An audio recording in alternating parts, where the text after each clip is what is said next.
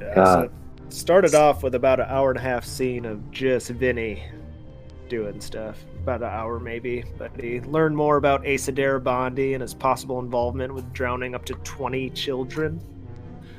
A gold bug flew up his nose and crawled inside of him. And then he heard murmuring from his boss's office when he was going to drop a case file off. And he opened the door expecting to see people, and it just kind of snapped to him putting the folder on the desk, even though he heard people talking in there. He went to the hotel room and saw Joey had put a picture of the night floors up, that map you guys had.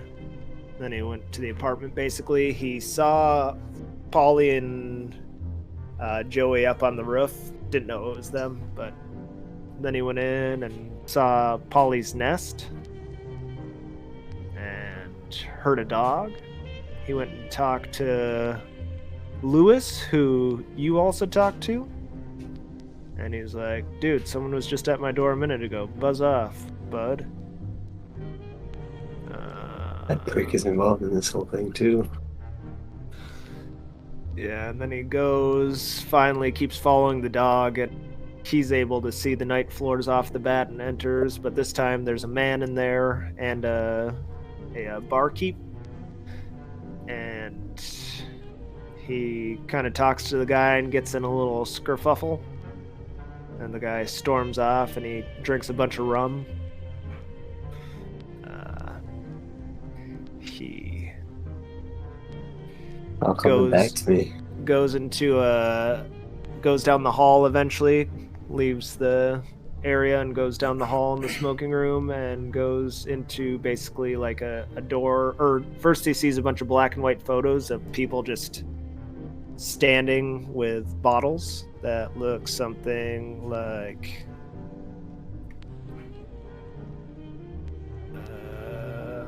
let's see. Oh shit, I'm not on Roll20. Whoops. I'm just standing here It's all with good. Discord open. You got time because I'll wait till you get into show everyone. Stuff that I already threw up in Discord, but I'll show them again right now.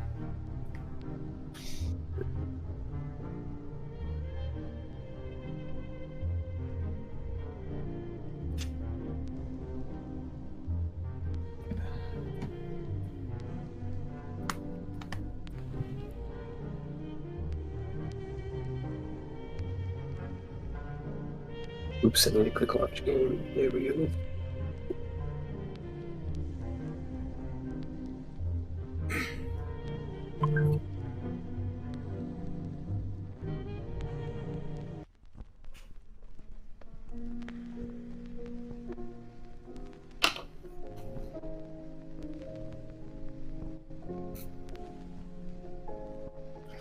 Alright, you're there. So this is, he saw a wall or two walls just filled with pictures that look like this. Did they pop up for everyone? Yeah. And then it's just all people dressed in like 1930s garb. One says A. Darabondi, E. Losette, J. Lins, E. Mosby, D. Carver, G. Topchick.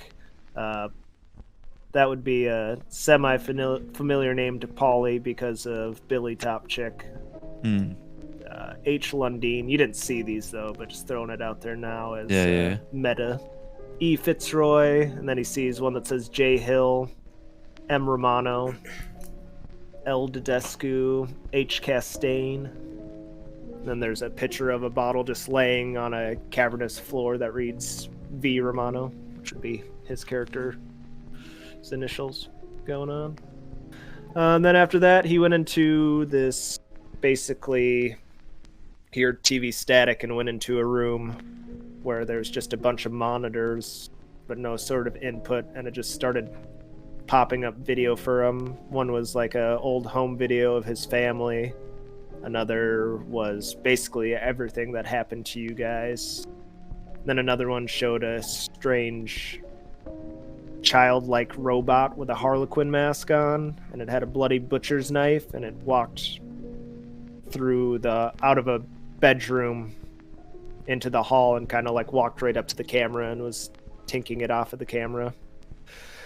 And then, yeah, after that, it flashes to you guys, and you just, basically beat the life out of a poor, fragile 90-year-old man and stole his book.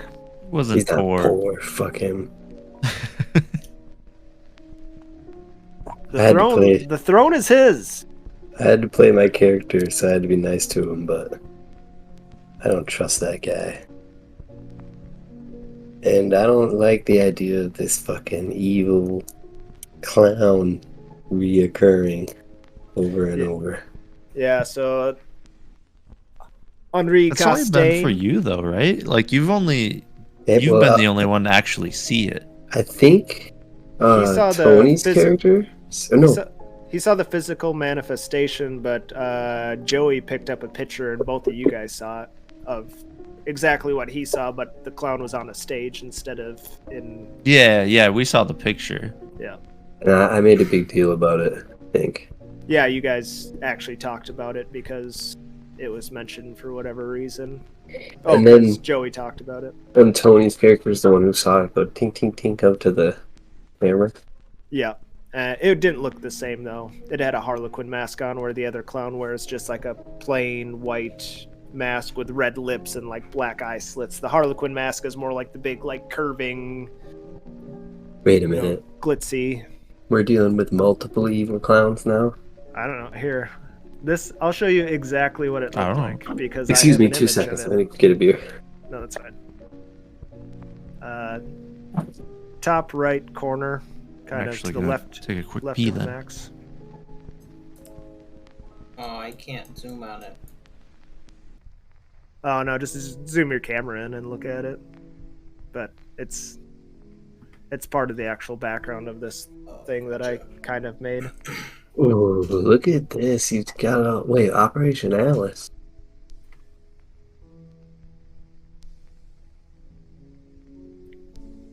This was the original intro screen.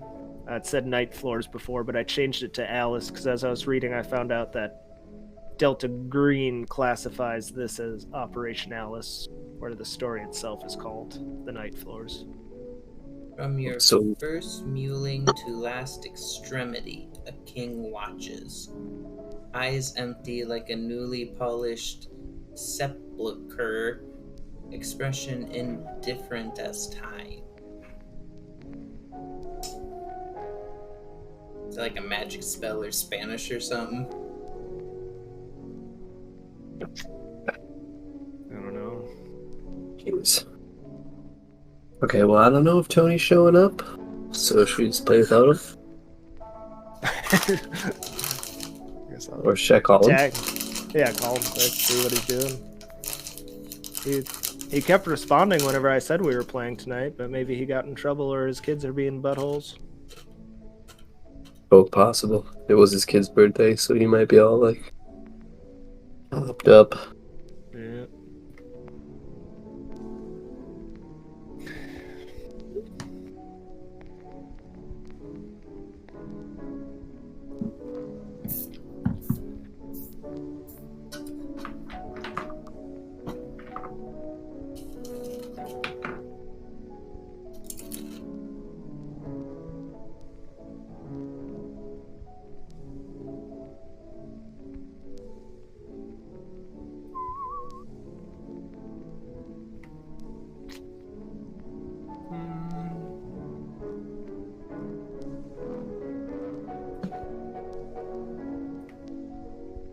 Calling or messaging?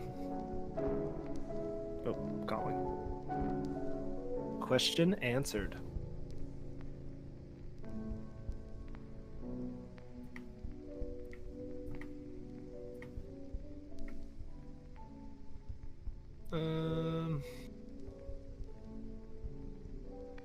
You guys learned that Abigail lives on the 8th floor and pays her rent every month. She lives with a salesman of some sort.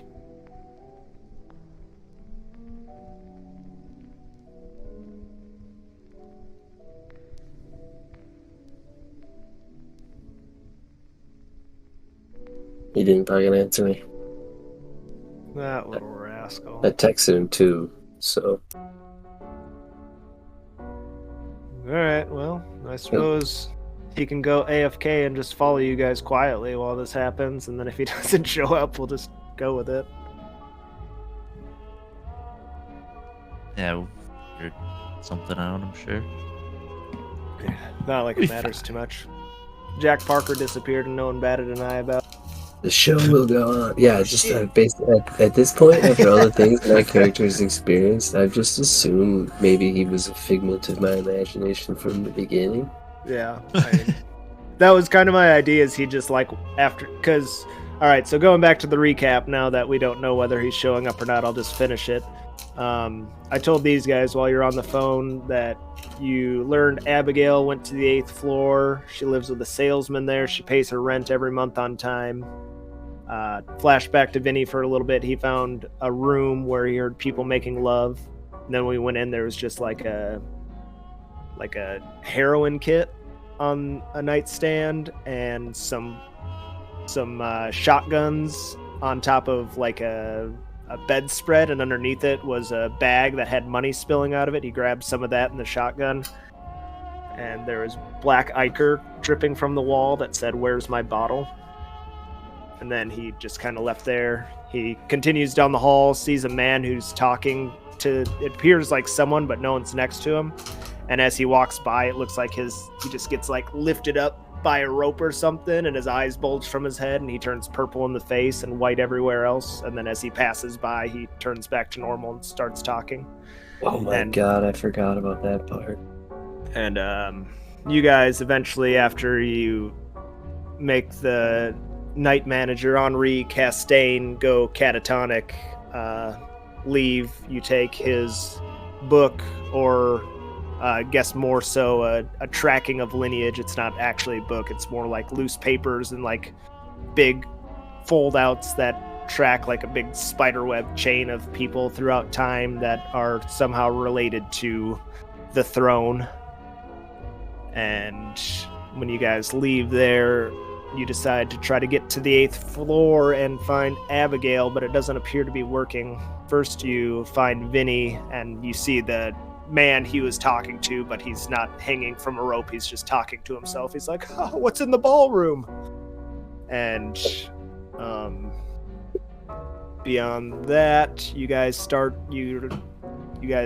come together, and you're like, "Oh, Vinny, it's good to see you, man. I thought I was losing it." And you guys hear a big chime. You guys, some have your weapons drawn. You start firing like crazy. There was a big hubbub about that for a little while. I think about 20 minutes of RP, just you guys yelling at each other about firing weapons. I remember that. I dove around when the little clown came out. Yeah, that comes after this. Then you guys start trying to find the 8th floor again, and you open a door, and it leads to about like a 4-foot hallway that has another door. You open that door, and down a longer hallway is just like what seems like a little metal ball, and it starts playing Pop Goes the Weasel, but like a music box, and then it stands up and spins around robotically and starts walking towards you, and you and Joey just lose it and start firing your guns wildly at it, and both miss somehow at this small robot that's just sauntering down the hall real slowly and awkwardly. You dive into a wall. He goes into the fetal position on the ground and just starts screaming. Eventually, Paulie just goes up to the robot, because you guys started firing as it spun back around, and a spot in its back opened up and made a tray, and then a letter dropped into it. And at that point, as the letter was dropping down, you guys thought it was a weapon or something and just started freaking out. And then Paulie, after that, it comes around the corner with Vinny, and it's just like, what is going on? Because one of you is screaming, the other one is all dazed from jumping into a wall, and he picks the letter out, and it's a party invitation for Ian Frederick de Craig, and that I was saying to you guys would be kind of familiar because you found a box that said de Craig Corps on it. And the invitation looks like this. So fancy. And it says, "Join us at the palace. to a masquerade to celebrate the new king. Come to dine, come to dance, come. And then you guys are interested in that. You really want us to come? Yeah, come.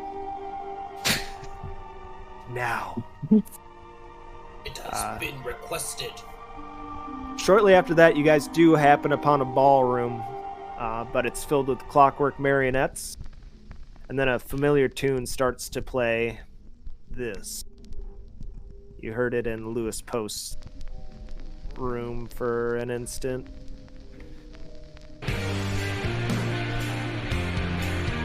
Safely on the shore, we sat like stone.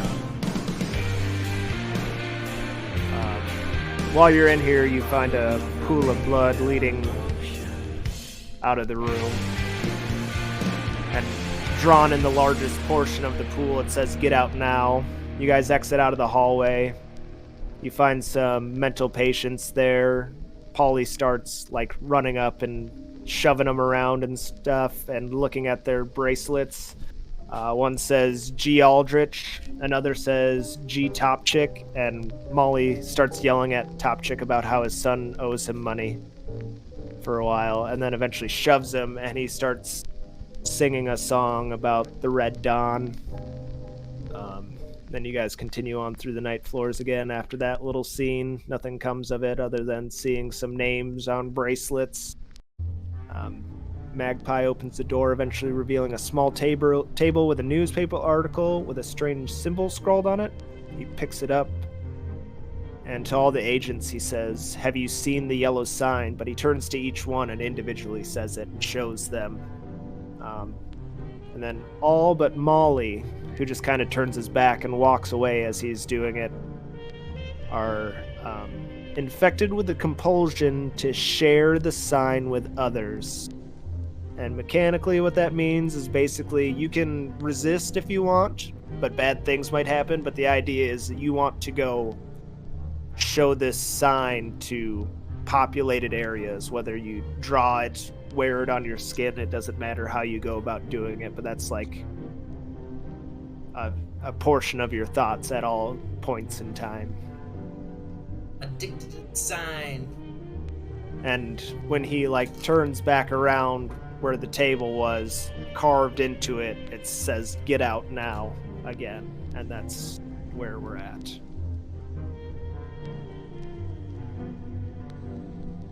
Ow. Ow. Well, I'll look back at the Magpie and Molly. We're obviously not getting out, are we? That's pretty much what you said to end the session, too. Yeah. Oh, we got it. We'll get out. Go.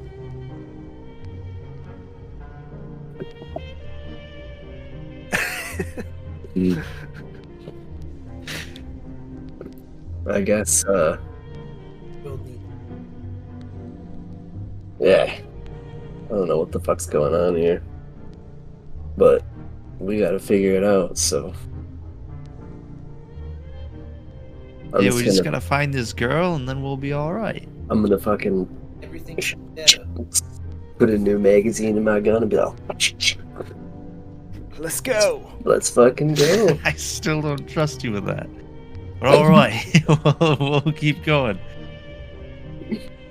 I got a hand trigger figure. I still got. Yeah. You didn't drop it or do anything. You just at one point dropped in the fetal position after you fired a whole clip at something and missed every single shot. Pretty impressive. You used to call me shaky. When we originally came to this place, we knew we were like going in, right? We were, like, stumbling. Because Polly and Joey did not really know. They assumed they were going somewhere, and they ended up just on the rooftop, confused, because they thought there was going to be something there. And then when you showed up, it kind of revealed itself to them. Okay. Yeah. I'm just wondering if my dude would have brought his shotgun in with him. Or not. I've just been carrying. I left it in the car. Yeah, I think just without had the 6 strictly, it wouldn't make much. You were talking about going and looking, but I don't know if you would have just been walking through the apartment with the shotgun without strictly knowing that it existed. You guys were under the assumption that it might be there. So I just had my pistol. Okay, word.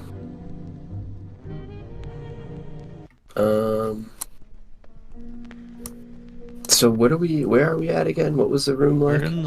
We're in the bloody ballroom, right? No, you guys left the ballroom. You followed a trail of blood, hoping that it would lead you somewhere, and just led you into another hall. Paulie wanted to go find Tits. I guess I'll say Molly. I'll start using your agent names. Molly wanted to go find Tits, and he tried looking. He didn't find any. Alright, there were Tits around. You guys that was before the ballroom, though, right? That was after the ballroom. Right after you guys started talking, and after the ballroom, and you guys had been doing a little bit, but you guys came to the idea that you needed to be in the right mental space to try to figure out how to get through here, and maybe if you thought about something, it would manifest itself. So Joey wanted to try to find the 8th floor. He found this article with the yellow sign on it, and Molly wanted to find Tits, and he just kept opening like closets and things like that in empty rooms. Yeah, there were shit around. I think that is pretty much almost everything that happened last session. Okay. But yeah, the ballroom was filled with these marionettes, and that song played, and like as the marionettes were dancing and stuff, they started following you around. You guys saw that there were it was Maverick. Not Maverick, just kidding. Murdoch saw the strings went up into the ceiling, and he kind of investigated, and it looked like they went up into nothingness. There was no one up there operating the marionettes. There didn't seem to be any sort of gears or tracks or anything like that. And that freaked him out a little bit. But other than that, that's everything that happened last session now.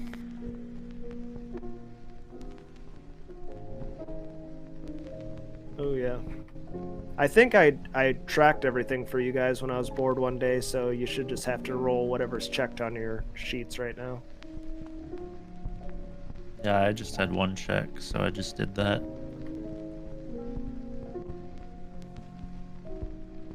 What'd you get? Me? Yeah. I don't even remember which one it was now. Oh. Maybe search? Yeah, that's probably right. Your search is at 55, so that would make sense. That'd have to be at least 2 rolls.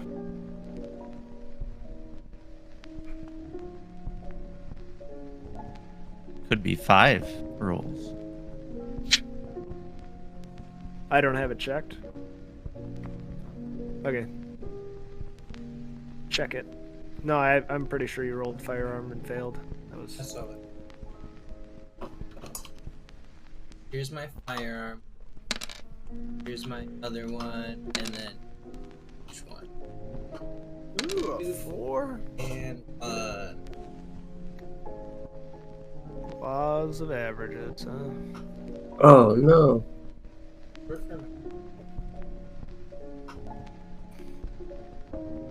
Would you have checked on yours, Murdoch? Oh, I just clicked the button that like auto adds them. That's fine. I didn't realize to me, that it actually worked. Oh, I forgot that was I know, I did it. Yeah, I'm that's like, what I've been doing. I'm like, it deleted all mine, and then I'm like, oh wait, never mind. It actually fucking auto rolls them. You must have failed to search every time so far. You're up to a 59. You've almost got 10% in your search since this one mission. Search happy. My firearms is 74. I need to shoot my gun off more often. Holy shit. Right. That's kind of, it's sort of like Oblivion. You remember Oblivion? Like, I remember that game. I used to just like sit there and tap X until my character could jump like 15 feet in the air. Yeah. Just do that in Delta Green. I want to roll for this. I want to roll. trying to fail so you can roll it. At the end of every session, and when we get to the last like 20 minutes, we're just gonna be just like, I want to use athletics to get to the other side of the room, please. I want to fly on the wall over there. I want to shoot it with my gun really fast. Apology. This room looks kind of spooky. Can I use occult? Okay, so I don't want to. So we're in a room, like, so we went into a hallway and then we went into it off to the side with a table in it. The room is like a 4-foot by 4-foot cube, and all it had in it was a weird, like, what are they called? I don't know. I'm gonna say coffee table, but that's not the right word. Like a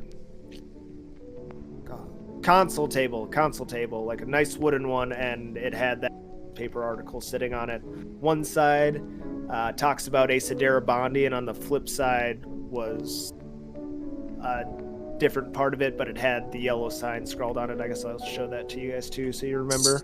But the blue pen image is the yellow sign.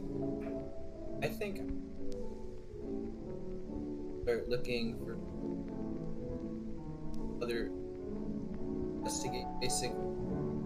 Lots of doors, lots of rooms. This is good. This is the yellow key. I guess like kind of one that like sticks out. Like if there's like I'd look for like a doorway that's maybe like partially a little bit, or looks like it's been used recently. One final thing, you can definitely do that. Another thing that I described to Murdoch was that the clown in Washington Square Park, he sat and studied the movement it was making with the dragon as it was dancing, and when he saw this sign on the page, it like flashed before him, the clown dancing around, and it was making exactly that sign, and he's seen it before. He did a intelligence roll to memorize the shape that it was making, and it's the yellow sign, and he actually passed the roll, but because he'd seen it before, it kind of like flashed further in his mind than... Yeah, I imagine that's something he would never forget. Yeah. Made it that much more like real to him. It doesn't seem like it's just a random scrawl on it. He's seen it before, and that's kind of where it drew him further in and gave him this obsession with it now. But anywho, you want to look for a partially open door? One that seems like it's been... Okay. Do you guys want to follow or do something else?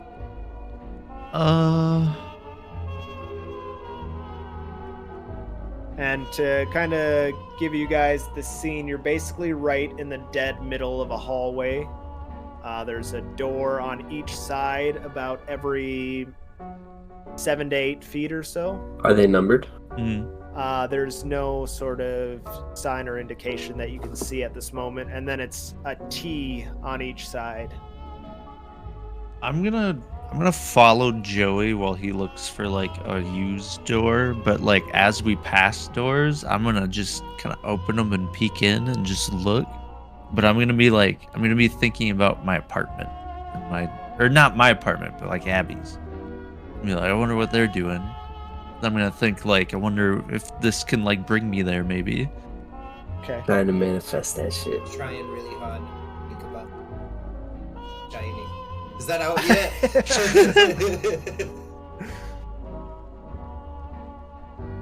Okay. And how about you? Are you following along with them? Just me? Yeah. Yeah, I'll be following along with my sidearm in my hand. Just kind of keeping an eye on our backs, looking down the hallways, just keeping general alertness. And when he goes into doors, I'm gonna kind of like get ready behind him in case something happens. I can like help him out each time he opens one. Both Molly and Magpie make me a sanity check then.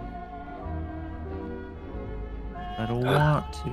I finally get to avoid a sanity check. Oh man. God. Joey is like the worst roller. I haven't failed like any sanity checks in here. Any checks with Joey Brown? Like I maybe passed 1 or 2. Okay. So I take Sin. He's got a Don't worry weak about mind, that Joey. Oh, or Yeah. I could. You mean I could? Don't worry about it, because I'm tracking everything, remember, and I haven't told you guys anything about the sanity damage you've taken. Oh yeah, all you know is you failed. That's it. All I need is a second to ground myself and remember how all this worked. There are no seconds. No ground allowed. I was an hour late, but you can't take seconds.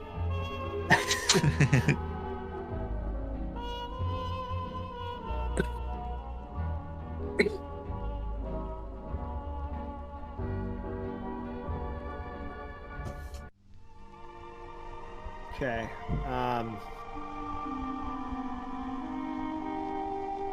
You find an open door, Magpie.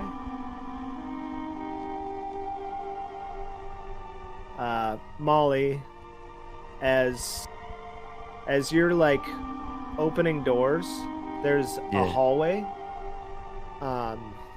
You don't see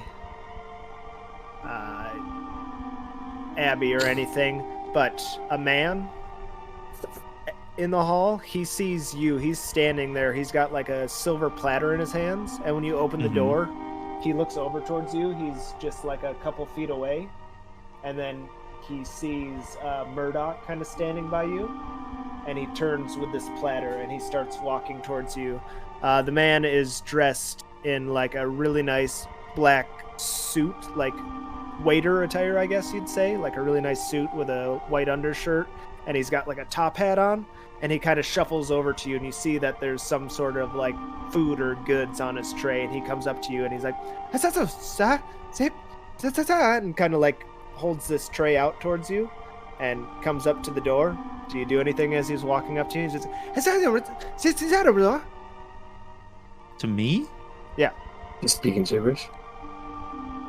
I'm gonna point my gun at him and be like, "You better stop right there."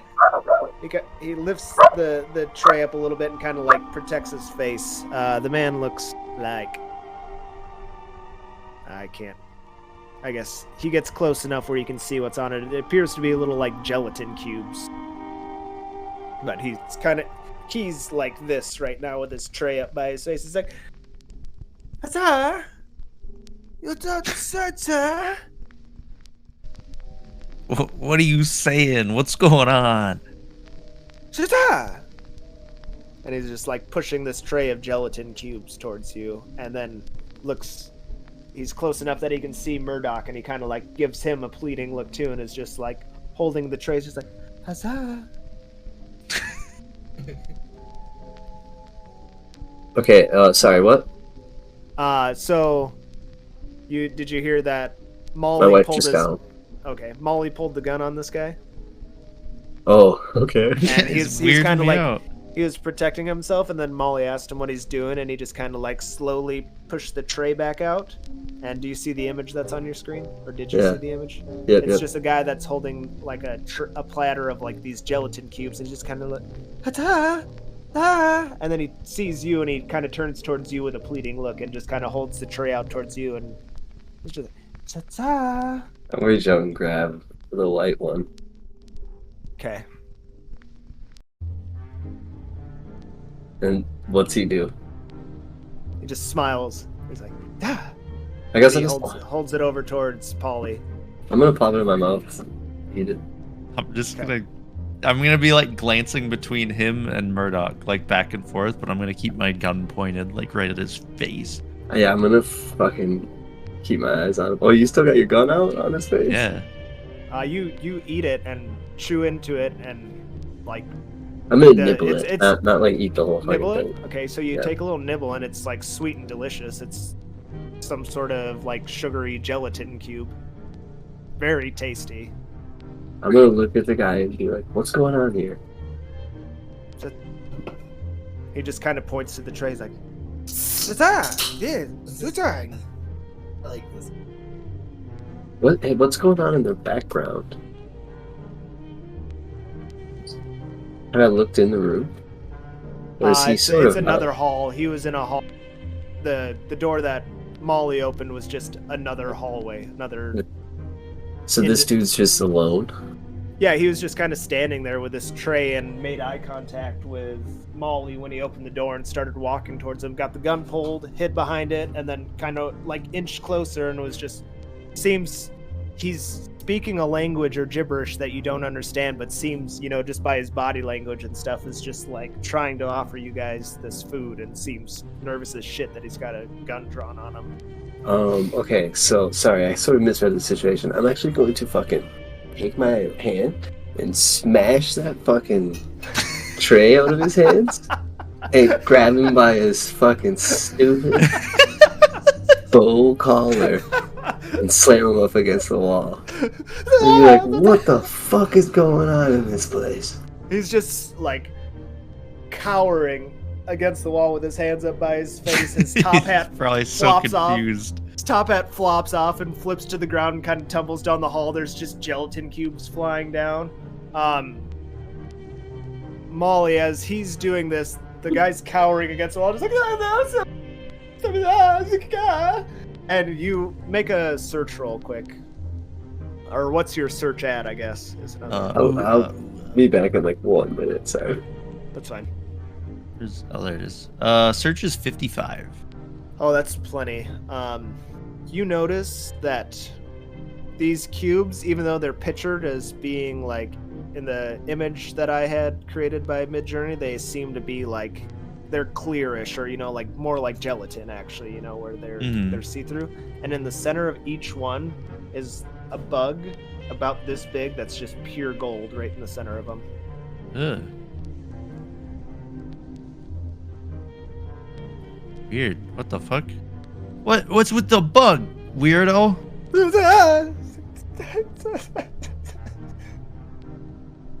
It just seems to be panicking and saying the same stuff over and over again. I'm gonna stuff my barrel right in his eye, and I'm just gonna be like, "You better stop making sense right about now, buddy. I'm losing my patience." He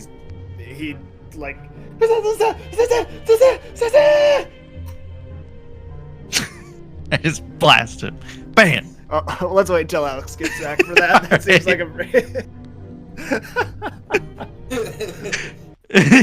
20 ways he starts blasting. Bam! Done with his shit. Little weirdo. We'll wait for him to get back. Give a quick recap of what just happened, and then you can go on to narrate that in further detail. I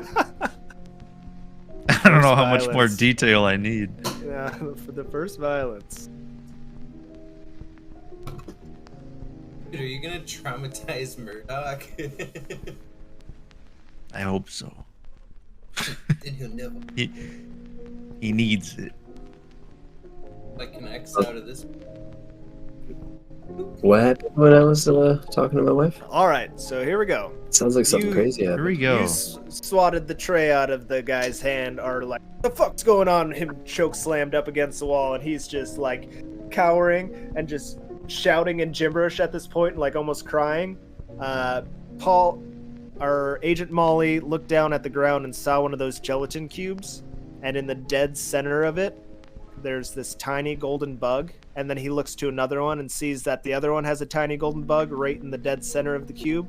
And then he just pulls his pistol out and puts it to the guy's eye, like right into the eye socket. And it's just like, what the fuck is happening? You better start making sense. And the guy just starts like screaming in gibberish. And he fires. Pull the trigger. He blew his brains out? Bam. Just blowing his right brains there. out. And it happens. You like first it like you see the eye socket just kind of like spread apart, and then on the wall behind you see like from the force of it, it just sprays out in every direction along the wall because his head's kind of pushed against the wall, and he goes limp in your arms, Murdoch. And you guys both need to roll sanity rolls. I'm definitely just gonna. Do I need to? You sure I'm a do. fucking hardened criminal. Well, you're not mechanically If you fail this, you can put a check into being adapted to violence. I would say this is for violence, so you guys are both successful, and you guys are tired of this shit. You guys are not sure what's real or what's not. You don't even know, like, maybe this guy doesn't exist and it doesn't even matter, and you just drop his ass. Yeah, I just drop his dead body. Fucking walk away like it's not a big deal. Actually, I'm gonna start rummaging through his pockets. Find weird candy. You rummage through his pockets, and he doesn't have any identification or anything, but he's got like a small Ziploc baggie just filled with these like pinky nail size golden bugs, and they're just all kind of like crawling around in this bag. I don't think I want to carry that on me. What do you do with it? What's with these? I'm gonna look to Molly and Magpie. What's with these goddamn bugs all over the place? He put them in the food. I don't know. You ate one, buddy. I just took a nibble. It's just a taste of the He did retcon back and say he okay. I would have otherwise disagreed, but they were like dead center, and I imagine he just took like a very small bite of the corner to see if it tasted like Jello or something. Didn't eat half of it in one bite. That's good. I'm glad you did that then. Okay, so he didn't have any guns or any crazy shit on him. No, he appears in all shape and form to be some form of waiter, but he had a tray of Jello with little bugs in the center and a bag of those bugs on his person. I imagine blood is like all over his jacket and shit too from getting his head blown off. So you shot him in the eye, or Molly did, and his eye kind of opened up. You see like all the burn marks around it, and then it blasted against the wall, and you drop his body, and there's just like the carpet is this velvety red, so it's just kind of turning a darker or deeper shade around him. All right, well. And there's like a smear mark down the wall where his body dropped and stuff, but I'm just going to look at Molly and be like, I'm not going to lie. I think that might be the best way to approach these situations from now on. Yeah, I don't know what any of these... Yeah, go ahead. No, after you, sir. Alright, so we're on a directive to destroy anything that's unnatural, and as far as I'm concerned, almost everything we see is unnatural. I don't know about just murdering random people, but fucking... give me an intelligence times 5, both of you two, and then we're going to cut over to Magpie, because I'm going to say that happened fairly quickly, and he was already getting into something else. Not that it was like a super short amount of time, but... Oh, you failed by 1%. Damn, that sucks. But Murdoch, Henri Castaigne, the night manager, when he was panicking and cowering, he was saying similar phrases. Sounds like the same language. Yeah, you would guess that much. That it wasn't gibberish, or if it is, 2 of the people in this building were speaking the same way. Okay, I'm gonna look over at Molly and be like, sounds like he was speaking the same language as that old asshole we met earlier. We might be in some, like, alternate reality hotel that's made by... What the fuck? Yeah, I think we're in between realms. Like, yeah. Like we're at a crossroads or something. Maybe it's the building itself. I don't know. What do you think, Magpie?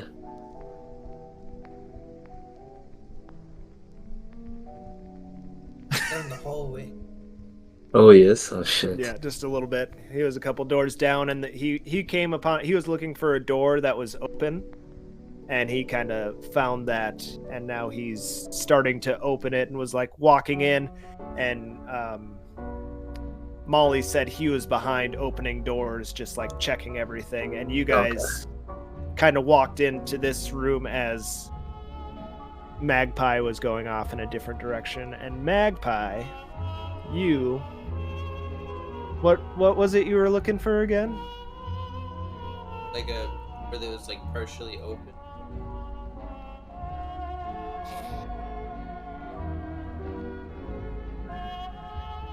Yeah, you found one, and it's open, or partially, and it leads to another hall, and you see a man at the far end of it, and he's got this really large briefcase, a pinstripe suit, white shoes, and he's got kind of this brown slicked over hair. You just see the back side of him, and You found a pimp. and he just opens one of the doors about 20 feet down the hall and goes in and Stop, shuts sir. the door.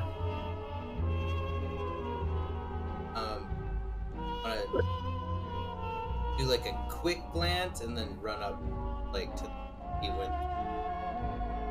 You do a glance each direction, look, handful of doors, like a little bench, some ferns along the way, but you don't see anything. You run up to the door he went through. Alright, I'm gonna call out and be like, guys, I found a guy. And then, I'm wearing like a hat. Are you wearing a hat? No, I don't think I would. I'm gonna rip the sleeve off my shirt quick, and then just like drop it on the floor for like a trail. Oh, so you just like drop it in the doorway as you're running just through? in case like the door closes behind me and I get lost, because it seems like a crazy dream world. Yeah, you ran 10, 15 feet away, and maybe you shouted down and just kind of threw your Yeah. sleeve outside the door as you're going. That's so kind of yeah. And, So I'm like, guys, there's a guy. Left my bread tray. each of you guys can roll alertness, because this is kind of a situation, because he's taken off running and shouts that he found someone. You guys just blasted a guy's head at the same time. We'll say that kind of simultaneously happened. And you hear, I found someone, as your guys are dropping this guy down to the ground or whatever. Well, So I'm on you- fire tonight, boys. You heard it, Murdoch. You heard him shout it. What do? I'm gonna tap Polly on the shoulder and be like, "We got it, mate. I found someone. Let's go!" And start running. Alright. Go with. Alright, so you guys take off running. You see a sleeve fly out of a door about 10, 15 feet down the hall, and you guys are running. Magpie, you open that door and you see the man, and he's about 5 feet away from you, and he looks over his shoulder at you, and a little bit of panic crosses his face, and he opens the door quick and runs through the door and slams it behind him. Damn it! But look quick over my shoulder, then chase after him again. Yeah, they haven't made it there yet, and he's about 5 feet away. You guys are about 10, 15. You take off running. You run through the door that he went through? Yeah. Okay. You guys make it to the door where the sleeve came flying through, and the hall's empty. But you see a sleeve that like off of Joey's shirt or something. He was wearing just like a black and white Yankees shirt or something. He just rips the sleeve off of it and tosses it into the hall, and you're like, that's weird. So he was here. Yeah. He was here. he was here. So, where do you think he went? I don't know. So we just see, where did we see a sleeve? It's another It's hallway like with a doors. ripped sleeve? Okay, so you guys opened a door. Yeah, Say we did. here. He opened a door here. Okay. You guys went into there, and he looked through this doorway, and he saw a man with a briefcase, and he took off down that hall while you guys were doing something. While he was down that hall, he shouted, I found someone, ripped his sleeve off, threw it back into the main hall you guys were both in. You guys went into a slightly different hallway, shot a man, and then you guys ran back out, saw the sleeve fly out the door, and took off towards it. He had already disappeared inside of that other hallway by the time you guys reached there. And we know he went down that hall? Or- Because his sleeve came flying Yeah, out, and okay. he shouted, I found someone. But And when you guys get to the I'd wanna- hall you thought he was in, there's no one in there. It's empty. So Are there more doors and stuff in there? Or is it just... Lots more doors. Another hall. Basically, Oh. if I say there's a hall imagine. It repeats itself. Yeah, we can. It might slightly change, and I'll tell you guys then. But I mean, this is the essence of every hallway you guys enter, except for the door at the end is normally like a T intersection of some sort, but it's just always these Edwardian era halls with ferns and doors. It looks like a really fancy hotel or apartment building. You guys aren't quite sure. You've heard it referred to as the McAllister Building. Vinny heard it referred to as Hotel Broad Albin. You don't know. But anyway, he disappeared as you guys went through the door that his sleeve was sitting outside of. I'm just gonna sigh and fucking start running down the hallway. All right. Is there I'll go with. any goal in this running? Just looking, listening, hoping to hear some sort of sign from Magpie. Okay. Both you and Magpie make a sanity roll. Damn it. Gotta go running off, making me do sanity rolls. Succeeded. Yay. You're sane right now. Not acting the sanest, but I'm Like the Goku? sanest. It's just gonna start changing how you perceive the world, I think. Alright. Molly and Murdoch, you guys, as you're running down this hall, from the far end of it, there's a T. It sounds like machine gun fire. And I just learned how high that your firearms are, and you'd guess it sounds like 45 caliber ammunition. Damn. But just machine guns, just and then it is capped by just a scream, a blood curdling scream of a male, just like. That sounds awful. Jesus Christ. Me and Molly hear that? Yep. We still haven't seen any Magpie yet? No. Did you hear that? Yeah. Did that sound like Magpie to you? Like, fuck, it could have been Magpie. We gotta go. Yeah, I guess. Let's go check it out. Uh, Follow the noise, I guess. Molly, has your dude ever... Were you guys buddies before this run? Or have you guys No. just met? Yeah, he just talks like me. It's a little prejudiced. You guys get to the T intersection, and for whatever reason, one way's a hallway, but where you hear noise coming from, you turn. And similar to the other ballroom with the marionettes you saw, is one almost identical, but it smells of like fresh gunpowder. You look at the floor, and there's blood tracks that lead from a central stain in the room, and then it kind of trails off in a few different directions, footprints, to a couple different doors in the room. And then there's just dozens of 45 shells lying on the ground that are freshly fired. You see like a little bit of like heat coming off of them, a little bit of smoke, like fresh smoke. And being that it happened so soon ago, it's hard to believe how many shells are lying in here and that there's no one in sight. And you guys need to roll me another sanity check, because it doesn't make fucking sense. All right. Did you fail that one, Molly? I did. Oh no.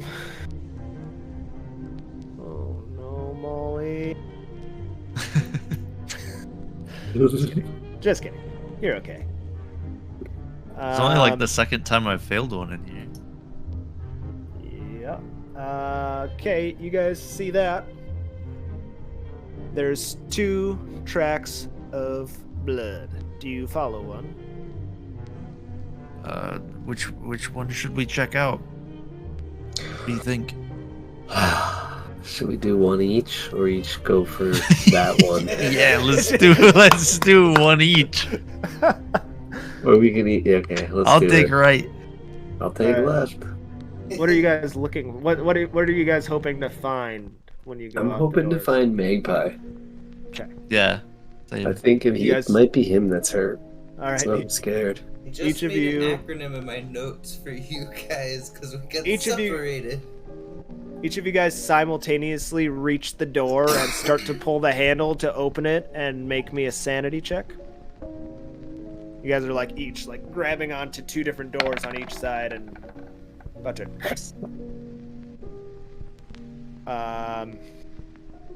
You just had to talk about how you were doing so good. Now you failed everyone ever since.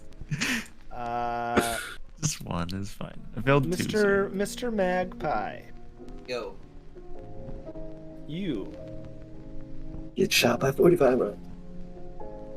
You come through and you lose track of the man, but you faintly hear that kind of jazz music playing again on the air. You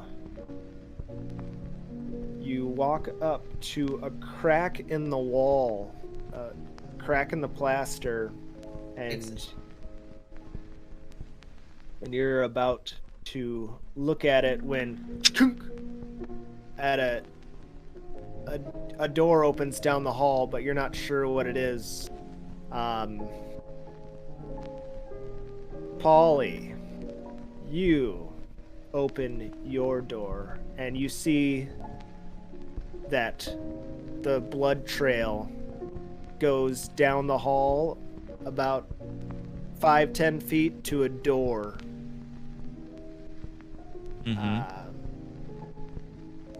And then Murdoch, you open your door and peek your head out, and you see Magpie, and he's kind of like peeling at a crack in the plaster that he sees, and he's like putting his ear up to it at the same time. And what do you do, Polly? Do you wait to see if Murdoch says anything? Do you say something, or do you go for the blood trail? I keep going. That's it. I just keep walk. going. All right, you go to the blood trail. You get to the next door, about to open it. What do you see when you open the door? You open to an empty hotel room.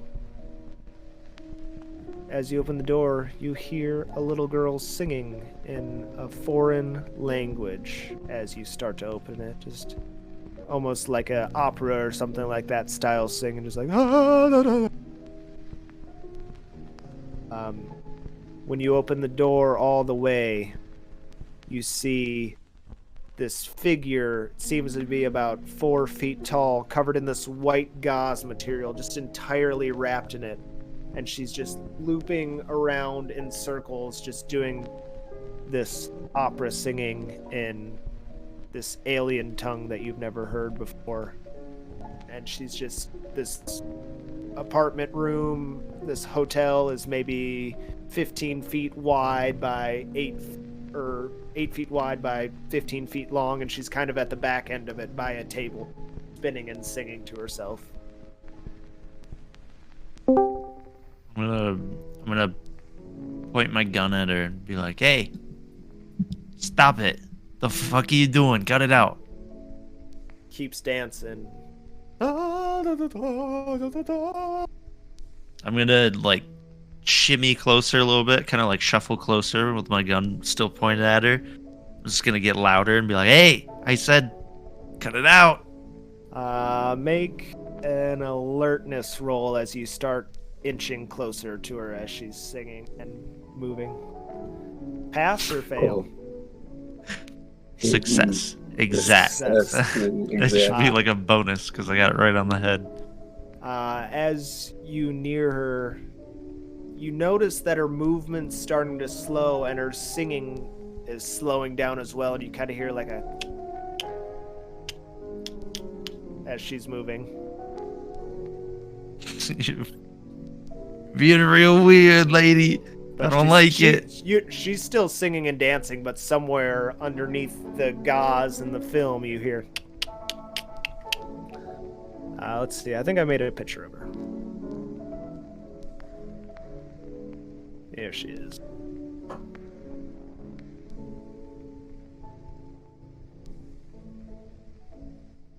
And this girl is in like an Edwardian era room, just dancing and spinning around, singing in a foreign voice. She's starting to slow, and you hear this as she's still singing and dancing.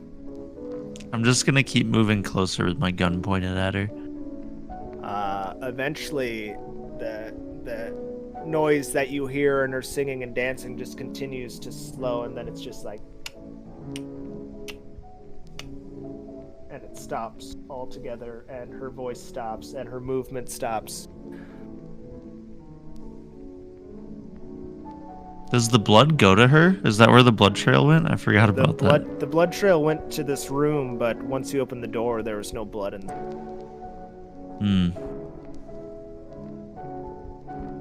I'm gonna go up and like poke her with the barrel on my gun.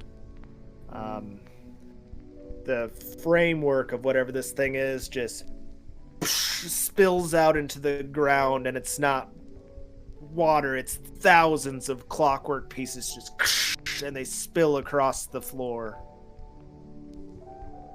And like the gauze just kind of like flutters away, and there's like large clockwork pieces, little tiny ones, like little pistons and brass and little copper wire and stuff, and it just all spills to the ground. You'll need to make me a sanity roll. What the fuck? Failure. Here we go. Now, Polly was so cool the whole time. Avoided the yellow sign. Walked around drinking whiskey, and oh boy. Oh boy. What do you do now as it spills out everywhere? Do you want to, like, fuck this? I guess I'd just like step back a little bit, and then I'd kind of brace myself and look around the room. I don't know, see if there's blood or any signs of Joey or... What's your search at? 55. 55. That's plenty. I mean, other than how fucking absurd what just happened was, doesn't appear to be any imminent danger in this room, and you just kind of bend down and grab one of the cogs because you see like a little scribble on it. And now that I marked what just happened, you're examining the parts, and you find kind of like a little maker's mark engraved on it, or hand like carved in it, etched, I should say, etched. And it's G. Castaigne in a fancy looping script. And on each piece there's also FR.1435. Weird. So just so you remember that.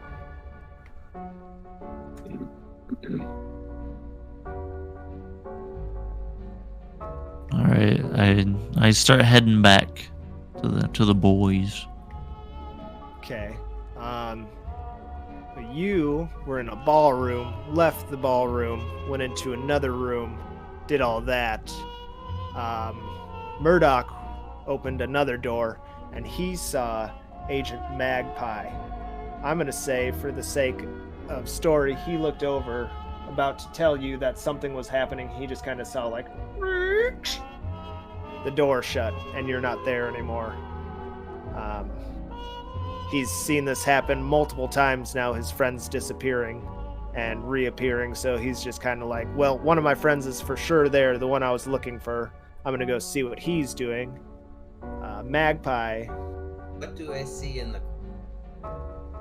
You see a long crack in the plaster between the ceiling and the wall. You prod at it a bit, and that's right as Murdoch gets up to you. You're starting to like dig at it and stuff, and Murdoch, what do you say to him as he's digging at this? What are you looking for?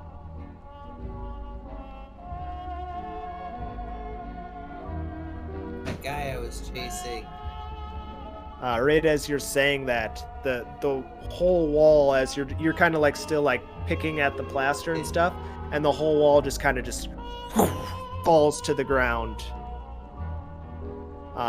You look down at your feet, like you've watched the wall drop. You look down at your feet, and it was red velvet floor, and now you see just like wood slat flooring. It looks like stage flooring almost. And you look back up, and in the what was once a wall, it looks out into an audience of hundreds of human-sized marionettes sitting in chairs, just staring at you mutely.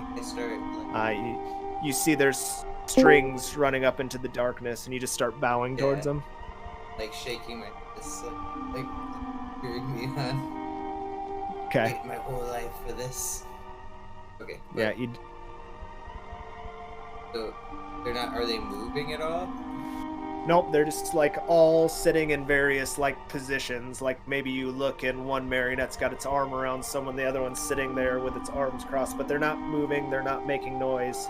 You see their strings going up into like what appears to be the ceiling of a theater, which extends really high up in the air, and you are standing on a stage, and maybe you just briefly stare back and you see what appears to be the hallway, but it's like a backdrop, a plywood backdrop that the hallway's painted on.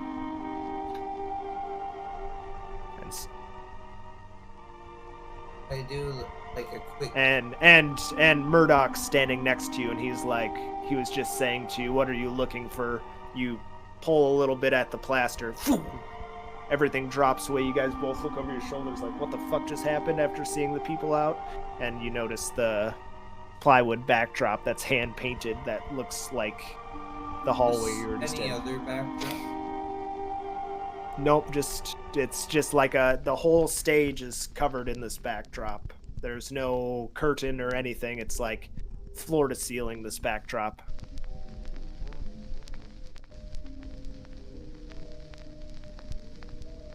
Nasty.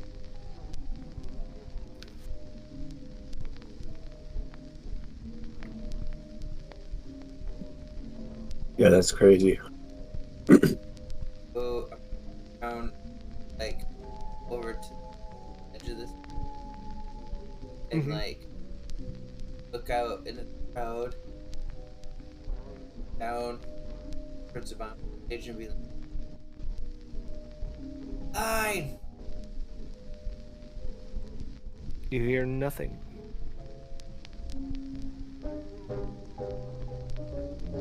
Okay. So I'm gonna go. So how big is the stage? Yeah, I mean a normal size stage. So what is that, like maybe 25 feet, and then about 8 feet wide that you're standing on, and then there's on each. Yeah, and then on each side is like a staircase leading down to the floor. There's the regular running aisles. There's three sections of seating. So there's like the middle section and then the two outer edges, and you see like lightly lit doorways at the very back and off to each side, like a regular kind of auditorium or theater setup would be. Back out. Should we go through a door? Yeah, probably. I wanna glance at like any of them, like stick out from the rest. Like, you got yellow stain on them. You don't notice that, and as you walk off, you know, they're all just like they're all those clockwork kind of style marionettes, but they all just kind of have like whitish faces, and they have like fake makeup painted on them and things like that. Look very Actually, how big are they? Human size. Full human size, so they'd be like heavy. Full human size. And just before you come up with, I mean, you still can, but as you guys start walking down the stage, they all simultaneously stand up tall, turn about like straight down the middle. They all turn in one direction and start filing out single file, like rows wait for rows, and they start making their ways out the 4 different doors, whichever one's closest to the marionette at the time. They're not moving super fast. They're not sprinting away. You guys could catch up to them. Act like you belong. And then, I want to get up in line behind them, and then I'm going to, like, walk, like, I assume they walk different than try and do my best. Yeah, it's kind of that, like, jaunty, like, hopping, you know? They're try like, to get it. But in Rome. Their feet are floating a little bit off the ground because they're marionettes. They're not actually, like, walking. They're kind of like... But I'll try. Okay. As you're going and doing this, you are really starting... Oh, Tony's on. Are you there, Tony? Nice, dude. You're in. Cool. All right. I said you're basically AFK. I've never said anything to make your character disappear, so we'll say, for the sake of the story, you are on the stage with them at this time. Did you hear the majority of what's happening on the stage? I've been hearing the last, 15 minutes. Okay, I don't remember how long I've been talking this, so... I kind of picking up. Magpie found a crack in the plaster. They kind of got split up and have been looking for one another while looking at other things. When he peeled the plaster, Murdoch was talking to him, and you were standing there as well, and basically the wall collapsed. The floor beneath them now looks like a stage floor. Out where the wall collapsed is a full theater of human-sized marionettes. Behind them is a plywood backdrop painted to look like the hall they just came out of. They were leaving the stage, and that's when the marionettes got up and stuff, and Joey said he's pretending to be a marionette looking kind of thing, leaving with them. Yeah, man. Figured it out. Too late, though. We should have read off one of the scenes. That would have been something, right? Too late now. The crowd's. You guys start filing out, and since everyone besides Molly witnessed that, I'm gonna need another sanity roll. You guys but I'm getting into it. Out. Perfect. I mean, you guys kind of figured it out last time, but I think in the 2 weeks since you've played, you've forgotten that it seems like more of what you want to happen happens when you fail your sanity roll.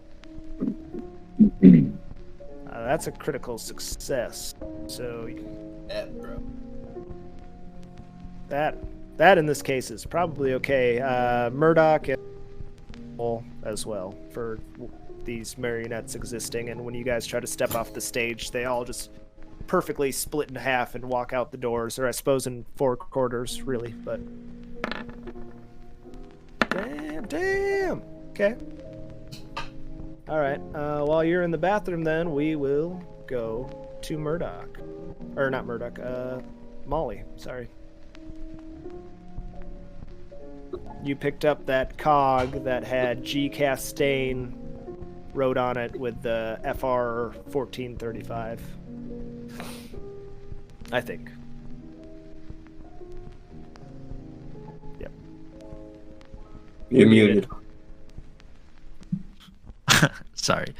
I would just go back to where the blood trails branched off and then go the way that you open the door, back up. The door closed behind you after you walked in a ways, and the blood trail is gone.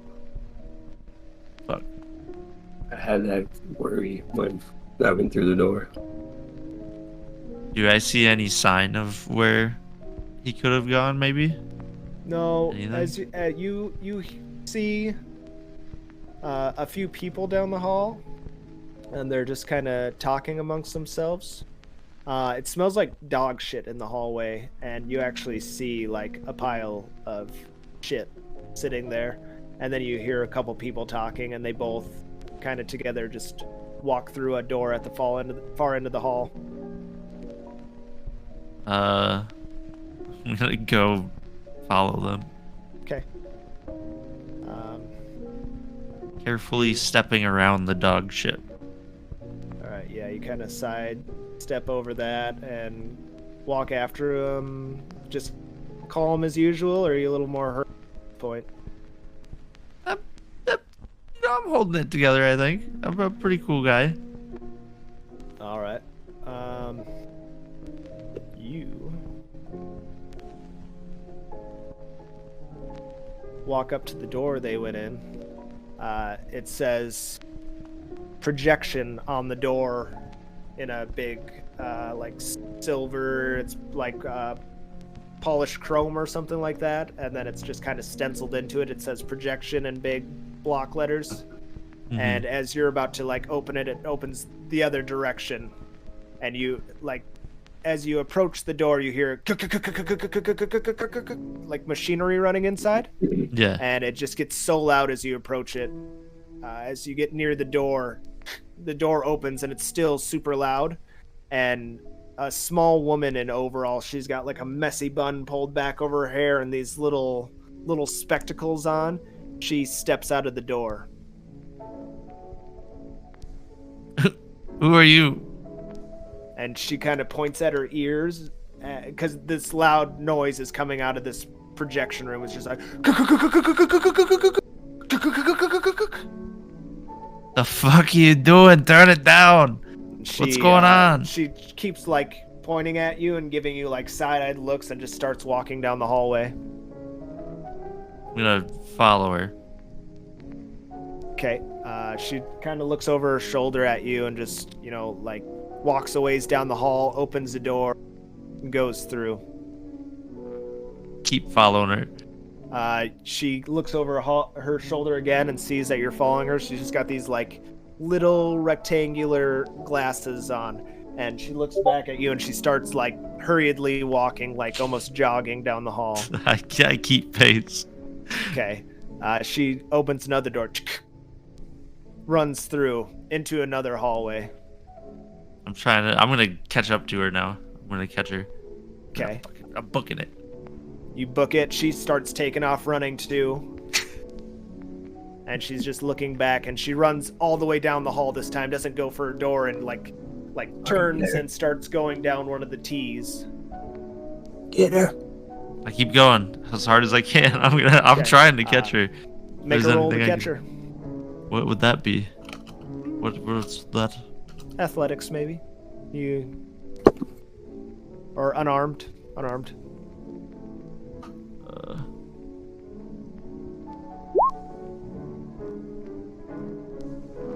Yeah, there's no critical.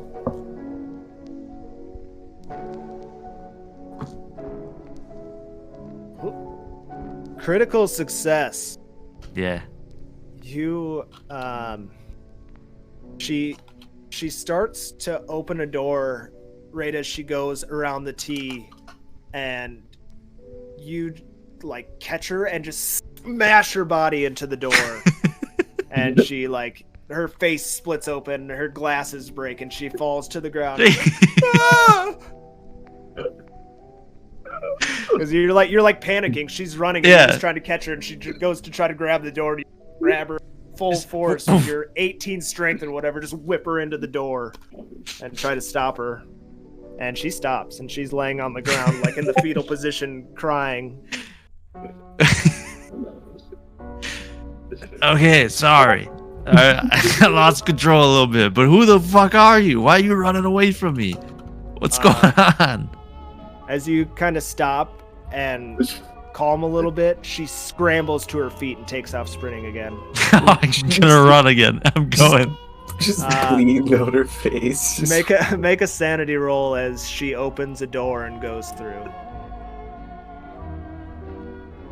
I just love the idea. It's just like huge dude just fucking dragging this girl into like the corner of a she's door. like a tiny girl, like 4'8" or something. He just like picks her up and just mashes her into a door. My dude's like The Rock.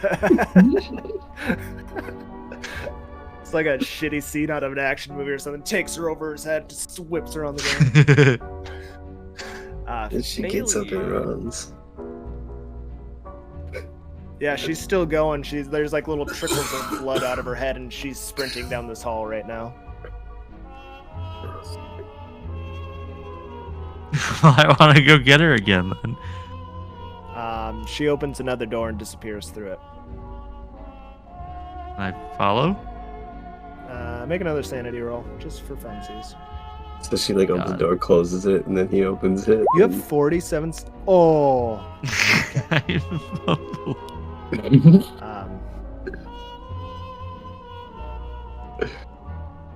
You still see her, but as she's running, she runs a couple doors down, and you're getting a little winded at this point, and it doesn't seem like this is bothering her at all. She's like profusely bleeding out of her face, no glasses anymore.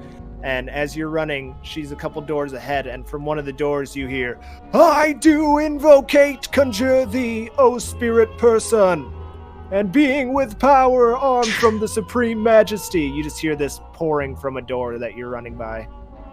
That sounds way cooler. Okay. And it continues, and it's just like, "I do strongly command thee, by Berylin Isis, Baldakin Isis, Pumakai, and Apologe Sades, if they follow the voice." That's text that I wrote there. I was supposed to say that.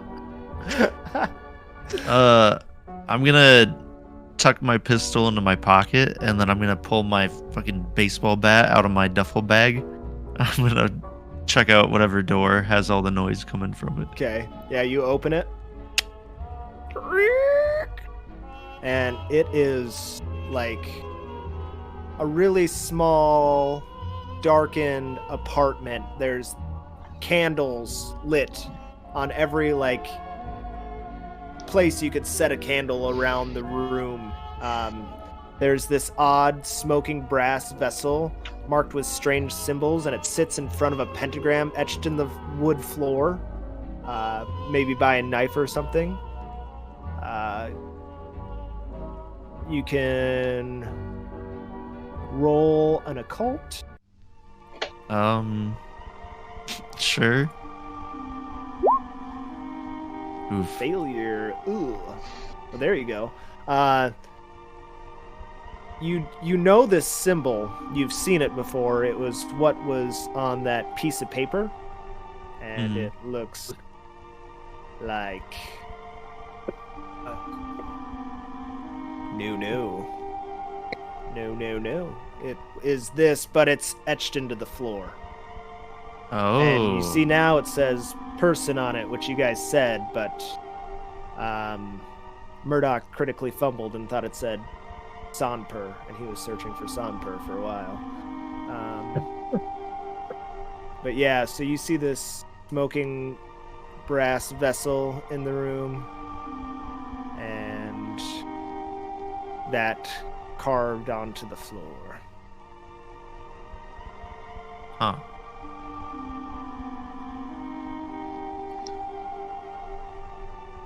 As you're looking at that, out of your peripheral vision, you see like a piece of gold and silver cloth that's kind of intertwined, and it snakes its way across the floor and out of the door. Oh.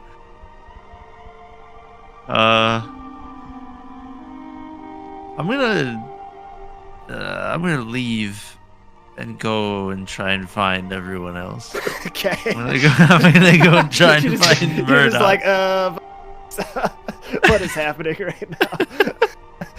You see the piece of cloth, and you watch it go out the door, and you just wait for a second, and then you kind of slowly backpedal out of the room. And this brass thing, it's like a really beautiful little pot laying on the ground with all these weird symbols, and just like almost like what are the little sticks with the smoke that come out of them? What are those called? Incense? Incense. It looks like just like a bunch of incense smoke is pouring out of it, but you just kind of like back out of the room. You're like, oh fuck.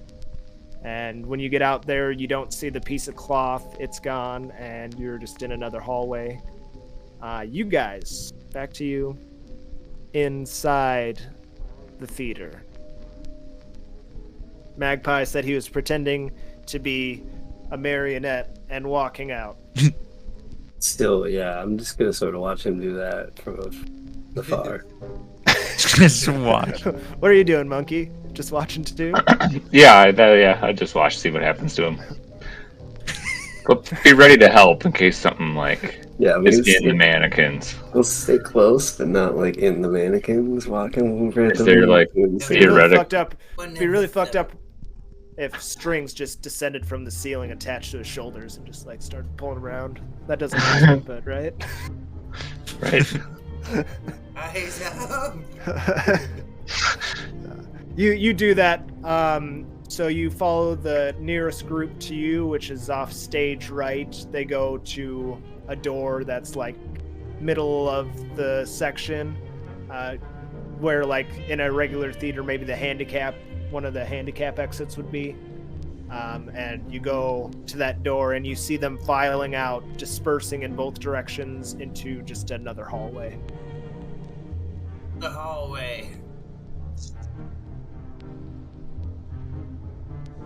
Well, any place is better than this fucking creepy place. It's good. I say we take it. Right. 8th floor. We should try to find Molly. Make a search roll, Monkey and Murdoch. Okay. Hey yo, Molly. Man, I love when that happens. When Tony becomes an android. Yeah. Robot. My internet doesn't like when I kind of get into it. Sounds kind of cool. How about you, Murdoch? What you got going on?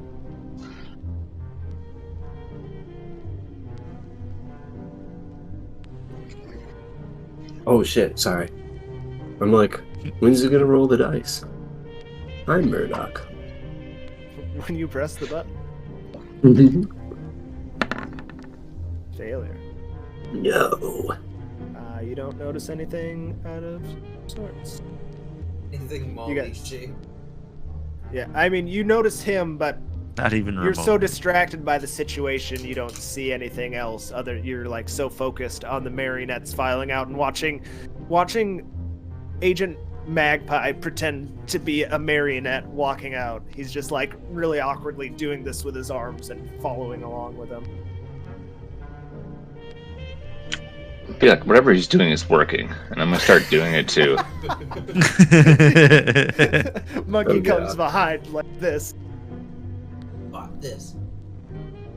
God damn it. I'll start doing it too. 8th floor, here we go. You guys all come. And you guys all file out into this hallway. See like 25, 30 marionettes, and they go out into this hall and they just start opening doors and disappearing into them. Some walk down to the T's and go different directions. They just all kind of randomly disappear through doors or go down to the end of the hall. And they're all just blank slates? Or are they different characters? They're nondescript. Like they all have makeup on. Some have women's hair, some have men's hair. They have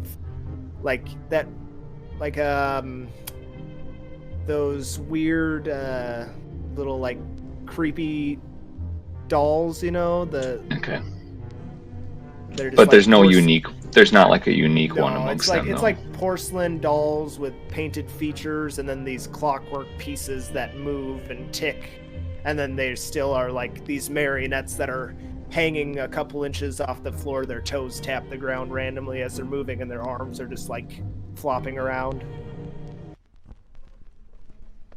Oh, there goes the music. Well, I don't want to go through a door alone anymore. Well, I was going to go through the near door with them.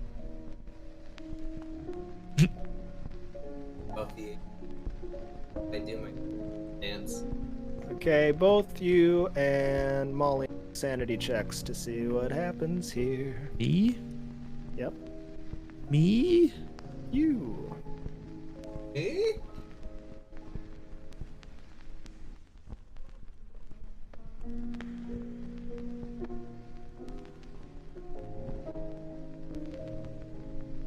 about you, Magpie? What's this?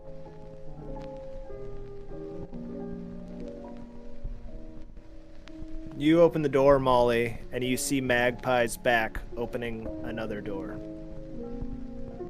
Hey! Holy moly! The only way I can really like envision this is very Scooby-Doo like. That's how I've been picturing it all night. Every time we start running, your legs like, ooh.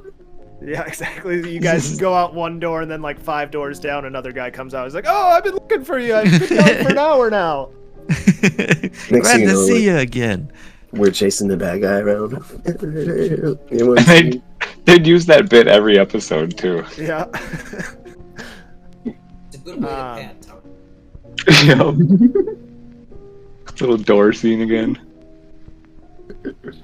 Are you guys following Magpie, or you guys all came through the door at the same time? Did you guys want to follow him or go? Well, I think now we see them both, right? Yeah. Molly came out one, and you see Magpie opening a door just right across the hall from him, basically. So one comes out and is looking at one's back as Magpie opens the door. Just our luck. We were looking for you. Hey! Glad to see you. Huh. Alright, so we're all together again, finally. Well, that takes care of one problem. What'd you see? Did you shoot anyone while we were separated? Why'd you ask him that? Did you find any clues or anything in there? So, Monkey, when you were gone, we murdered a butler. What? I was there for that. Just for the sake of the story. Technically. Just for the sake of the story, you at that moment were following. Yeah, remember my name. Magpie. Magpie. He went in a different direction at that point, but both. The fuck? Molly What? And We fucking killed the guy, alright? We didn't know if he was real, we couldn't tell. He was speaking gibberish. We shot him. Yeah, So it was this is weirding what me out. This is what I'm thinking from here on out.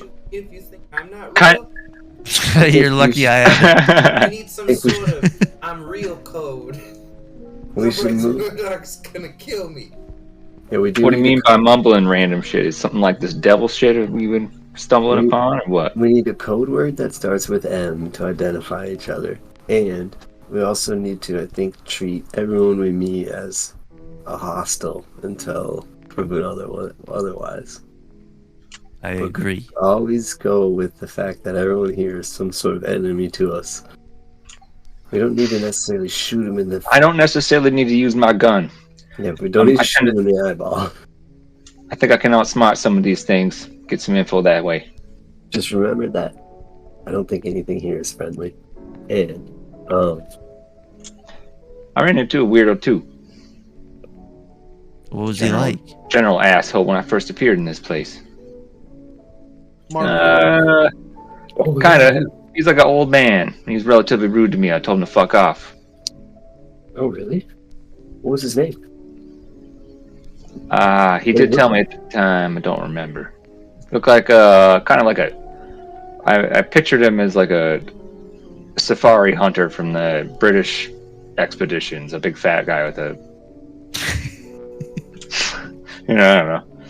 Okay, alright. A big fat guy. Tall? He's got that British expedition mustache. Okay, we'll keep an eye out for him. Yeah, so you didn't happen to kill him, did you? No, he like talked some shit and he had 6 fingers on each hand and he went away. Sounds like everyone else here. That's that old 6 finger, eh? So I agree. Yeah, keep an eye out for him. He's kind of an ass. Alright, and so just moving forward. Yeah, we gotta find Abby's place. Coffee. You open the door and you hear, and then you hear like the echo of it, or like a simultaneous another as if two keyboards are being typed on. When you open the door, there is two of those marionettes at the far end of a room, each sitting at a separate desk. There are computers in front of them without screens. They're just like black holes, and they're sitting there just like doing this, banging on keyboards together. This and then the they 8th floor. They look at each other and their mouths start going like clicking up and down. Guys, they do that for a while. I think I found the 8th floor. As you got, I guess you guys go ahead and say what you want to do before I continue on. Be like, you sure? And I'm gonna step in. Same. I'll come with you. With Vinny, my gun out. Vinny, Gun to you, bang. this is off-putting. It reminds you of a dream that took place, but you were at one of those computers, and from the position left to right, you would have been the one on the left, and you see the left one look over and start going like it's talking or something, but nothing's happening, and the other one looks over and goes, and they just keep doing that for a little bit, and then Holy shit! This is the place from my dream, you guys. What the What? fuck? I swear I've been here. I'm getting the craziest deja vu. Something's fucking. This better not fucking. I start mumbling to myself a little bit. As you start mumbling, the one that is on the right-hand side, that in your dream represented, pulls like what appears to be a gun up to its head, and it's like doing like this, and then all of a sudden you hear like the sound of like a pop gun or something, like a toy. I'm gonna scream no right before it happens. Yeah, and so you do that, and a toy pop gun goes off, and like He's confetti almost goes out of its head, but it's that red tape, and it just kind of falls limp.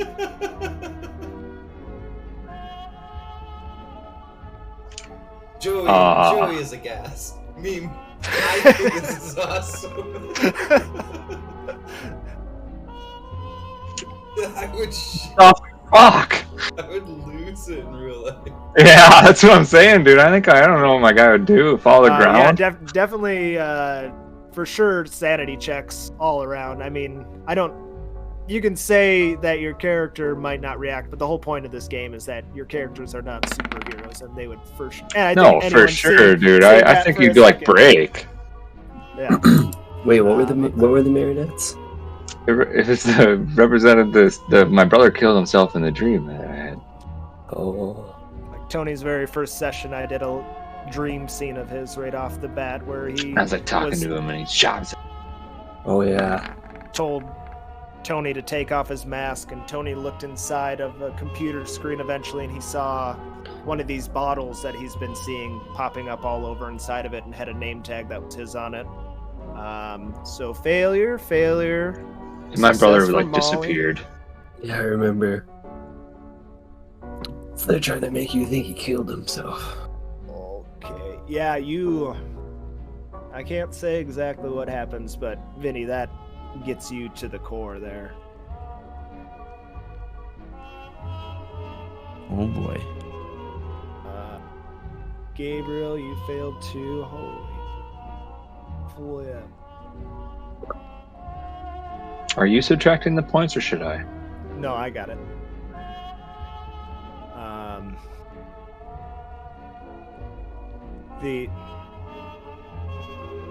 The other one that is in there pulls a shotgun out from underneath the desk and turns towards you and it is holding on to the gun. Actually, it's like little mechanical fingers are wrapped around the mechanism to cock it. It's just like, and you see a shell fly out of the gun, and it actually fires and bursts a hole in the ceiling, and then it points it at you guys and starts like moving.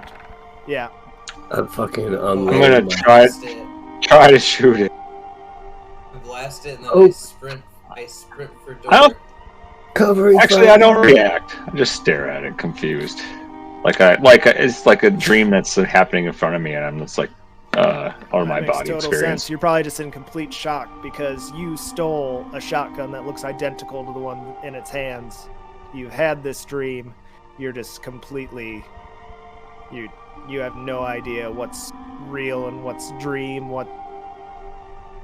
What's happening right now. You guys, though, as he's standing there, like, it points the barrel of the shotgun at his head, and you guys are like, fucking move! And then just... And you just see, like, chips of porcelain fly off, and little clockwork pieces and things like that, and eventually, the same as what happened to that thing in the shear sheet, it just kind of, like, explodes into a bunch of pieces on the ground. I want to pick up the shotgun. The shotgun you pick up and look at, it has a few more shells in it. Oh, candy. Oh, good thinking. So the shotgun itself is real, but the marionette crumbles out of existence. We can shoot it. I mean, all the stuff that made up the marionette still exists. It just like burst into like parts and like broken limbs laying on the ground and stuff. The whole like body of it didn't disappear. It just kind of like fell apart essentially. Yeah. Burst all over the floor. Sounds like good. arms laying underneath a table. There's a chair and the legs kind of like wrapped around one of the legs of the chair, but all around it is just like what would be entrails or something, or little clockwork pieces and copper wire and things like that. Okay. Alright, so we just lit it up. Jesus Christ, that thing was trying to kill us. What the fuck? I think we should shoot these marionettes first thing when we see them. Well, how much ammunition do we feel have? I have a string. Shit. Yeah, I got bullets left. I I'd got say it's some bullets ammo. for your respective weapon. I doubt you're carrying shotgun shells. Tony Yeah. picked a few up off the floor. I mean, I really don't care, but it actually does. I have 6 spare. Oh wait, no wait, that's on the gun. I thought it specifically said shotgun shells in the chest. If it did say that, I would allowed it, but I would say that if you have a chest rig on, it's probably got like a it's couple just, spare just clips 2 tucked into it. spare clips. That's why I grabbed the shotgun in the place. 4x. So Mhm. So that happened, guys. What do you want to do now? I'm hoping. Thinking. Going through doors. Abigail Salesman. Are we gonna have to Maybe- shoot Abigail? No, we're here to rescue her. Should we maybe take a break? Like, should we maybe see if we can find a way back out and rest up and come back? I don't know. So do you think a home then? Is that what we're going with? I don't know, or are we gonna just find Abigail and We're be gonna stuck here? Dorothy our way out of here? We've already gotten this far. I feel like we need to find her and we need to complete the mission. We're too deep. I'm not trying to sway you guys one way or another, but I just want to place the facts of what this mission is. The missing persons case for Abigail Wright, you guys are supposed to be bagging and tagging. As far as Delta Green is concerned, they want you to remove any unnatural threat if it exists. There's no... I mean, you guys as agents can personally take it upon yourself to think you need to save Abigail Wright, but that was never part of the actual assignment. Okay. So It's we more just need, so we just need to always destroy stuff. always eliminate the threat. Always cover it up. That's your guys' thing. So but- we need to keep going. Find her. Kill You know, her. I know this may I sound was stupid. thinking we at least need to kill her boyfriend, Salesman. He sounds very sketchy. Yeah, we might not have to kill her. What was No, that, monkey? This may sound stupid, but you know, we could find all the shit about these like rituals and shit. You guys think we found anything that might be able to like manifest this floor 8? You guys have found one book No that idea. is for certain in Latin, if any of you guys even inkling of the language. The lineage book is handwritten, that's in English for the most part. There might be little bits of text in there that you don't understand. I think those are the only 2 books. Otherwise, you have some vials with seed pods in them, a mask, and a silver cloak. Like a plasticky silver cloak. And then the money and gun.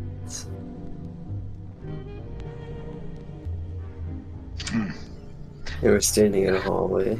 Is it another hallway? Or no, it's a room with 2 computers. I don't know. Yeah. I'll try to. I'll think of this in floor 8. Maybe that'll help. We all try to do it. Let's just keep going room to room. Let's I'll just stick close. destroy whatever. Who's We gotta get to the leading? bottom of this place. I'll lead. I'll go Whoever's first. I'll lead. Oh, Magpie. Joey will lead. Alright. Go, Joey. Go, Joey. Go, Joey. And Go. what are you looking for, Abigail, still?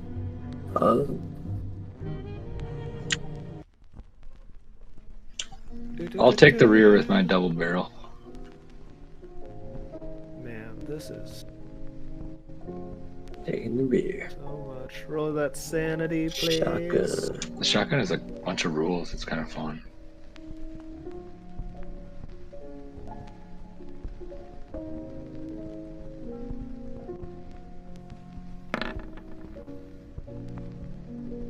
You open the door, back out into the hall from the hotel room or apartment you're in. It's hard to make out. You guys see coming out of a room about 2 doors down, just to your left-hand side. As you look out, you look right, see anything, you look left, a door opens. You see a tall, bulky, clean-cut man. He's wearing a white button-down shirt I blast and a him. Okay. I've been thinking a lot about what Murdoch said. All right, roll. roll a firearm. Just with my shit with the shotgun as I walk through the door. He has not noticed you guys yet, so you just see him like walk out and draw a bead on him. And Maybe don't just shoot them right outright. he's wearing a Boston Do it. Red Sox windbreaker, Oh, definitely. and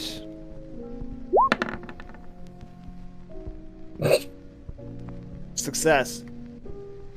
You just blast him in the dome. He's wearing like a red baseball cap too, and it just kind of falls off. He's balding on top. He's got like a horseshoe of dark brown hair, kind of coiffed over, and he just kind of like just falls down with a thud to the ground and just pooling blood around his head.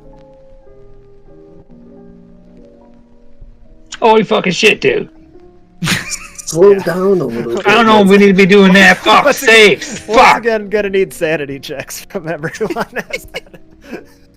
Fuck, we should at least talk to him first. I just said treat him Hell like yeah. we shouldn't trust him. I didn't mean murder him at All right, first. Monkey got his Sorry. success. Fuck. Critical success. All right. Whoa. Okay, so there's now a dead body laying of Magpie did Caucasian not care. man. Yeah, Magpie didn't give a fuck at all. 1%. Magpie's unhinged. Specifically, this one guy.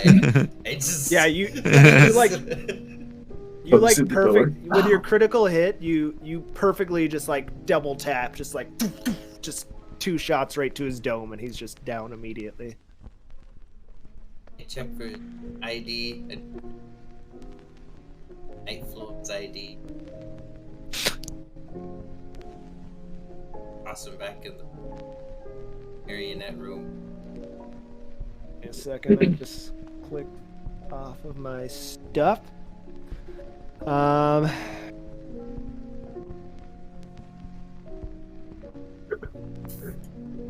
can't believe you just shot him like that. He doesn't have any sort of. Man, he was a Sox fan. What the fuck, man? Other than the Sox gear, he doesn't have any sort of identification or any sort of. He doesn't have a wallet or anything like some of the people you found.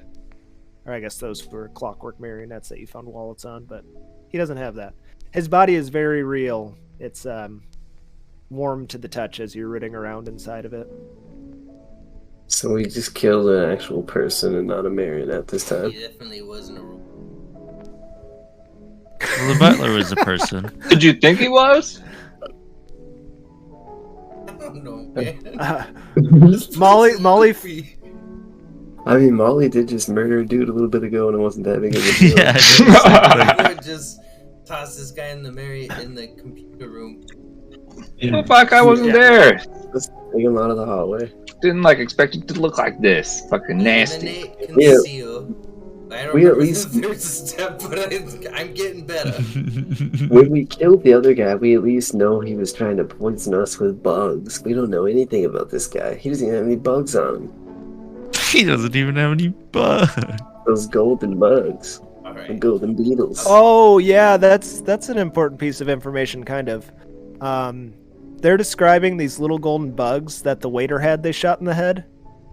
Inside of each piece of gelatin that he had on this tray was this little golden bug, and when they talk about them, you think of your Mets calendar on your wall when you were doing your filing, and that golden bug that was flying on it that you let walk up your pencil up your arm, and then it flew up your nose and crawled down your sinuses. You remember that happened to Monkey. There's a lot going on. Okay, guys, I was scared. So I shot the guy. Not like it's a fucking crime or anything. It's alright, Just I'm not gonna mention that I have a fuck inside my head. Just next time, take it a little easier, Magpie. Christ. Alright. I'll wait till. Fuck, try to put him. I think I'll take point in the next room. As you guys are standing there talking, another door comes flying open. Oh And shit! I draw a man dives out of the room onto the floor. He probably Please- points oh, please- his gun at him and he looks. Oh, please help me! Please help me! Kill it. He sees the dead body and looks at it in horror and sees you guys. And he's like, just please help me! And then he sees you pointing a gun. He tries to scramble off in the other direction because he sees that you look aggressive. Hey, hold still. Freeze! Stop! Freeze you! He's You're under scrambling arrest. and he kind of stops and he's kind of disheveled looking. He's got a bit of a scraggly beard. He's a little bit pale. He's got blue coveralls on, and they look like some sort of service uniform, maybe not military, but a job. I walk over and kind of push him over with my foot. Kind of not kick him, but just kind of roll around to his. You were doing a crawly thing, so that's how it was. Yeah. So he's crawling away, and then he kind of stops and is not quite in the fetal position, but kind of curled up. You just kind of kick him over with your gun pointed at him, and he looks like that.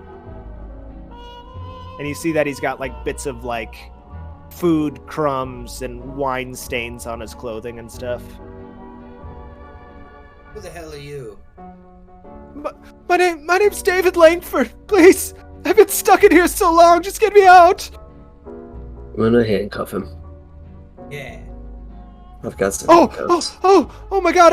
Are you officers? Please, I've been trapped in here so long. I don't understand what's happening here. What are you talking about? What do you mean? What do you mean you've been trapped in here? You've been here, haven't you? Well, we are here now. And as he's cowering, and you take his arm behind his back and lock him up, you see that he's got some stitch work in the front of his vest, and it says Knitcom cable on it. And he's just like, I'm just a cable repairman. I've been stuck here so long. I don't understand what happened. I was just fixing the cable box, and all of a sudden, I went to the roof to have a smoke, and I wasn't there anymore.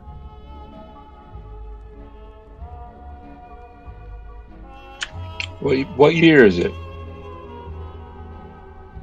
It's 95. It's the McAllister building. It just ate me whole. I don't understand what's happening. I don't understand. I've been here so long. Wait, you're from New York? Yeah. So long. Like years? Or what do you mean? Yeah, buddy, you're dead. His eyes This is are the afterlife. His eyes are. Who else is here with you? You say that to him, his eyes just like bug out of his head. He's like, Wally, no, shh. no, I don't know. know if he's a good And one he or just- a bad one. He just Yeah. absolutely loses it. And he's just shouting no over and over again. I don't want to be dead. I don't want to be. Do it. I'm gonna slap the It shit just out like of starts it. like shaking. I mean, his arms are behind his back, but he's just like rocking on the floor now. And you can see that he's just like snapped. I grab him by his shirt and just slap the shit out of him and just be like, dude, I feel like you're dead. And You got feeling, don't you? he just starts sobbing, like winces in pain the first couple slaps, and then he just starts sobbing. Oh, thank God, thank God, thank God. No, you need to tell us where were you just now? Where you came through that door? I don't know. I've been. Fucking think, Dave. Slam my hand on the wall. I've just been searching for the exit so long. I find cake and hors d'oeuvres, and I find the ballrooms, and I drink the champagne and beer. And What's the last thing you remember before this place? What was going on? I was wandering the halls. I heard your voices. I heard you talking about. Who the fuck else is here with you? Who you been seeing? Give us something. The marionettes, the people, they come and go. I don't know. I've just been hiding. I heard gunfire so many times here. I just hide. I hide and I sneak out and I eat the hors d'oeuvres. I drink the champagne and I hide again. I've been trying to find the exit when I think it's safe, but Living like some kind of rat in here? Little fucking rat. Yeah, we're gonna call you Rat Boy. Come on, Rat Boy. Rat boy. Just hey, calm down. I mean, yeah, you look at him and he's just like totally disheveled. His hair in this picture is not what it looks like right now. It's like all like matted and greased and sticking up in every direction. He's got this like thicker beard that's covered in crumbs. You see all sorts of different colored stains all over his clothes, like I guess I don't know what kind of role that would be, but I would assume someone's high enough in it to know that you'd guess just by the manner of the stains on him that everything he's done is in a hurried nature and he's not being careful as he does it. So I'm going to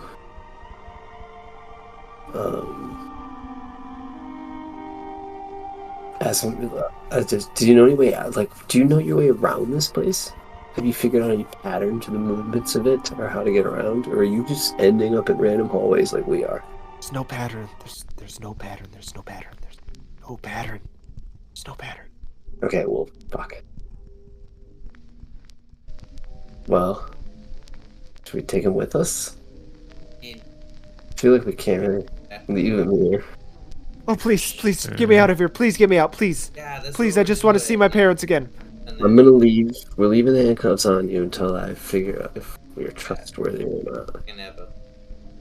So you just stay in the back.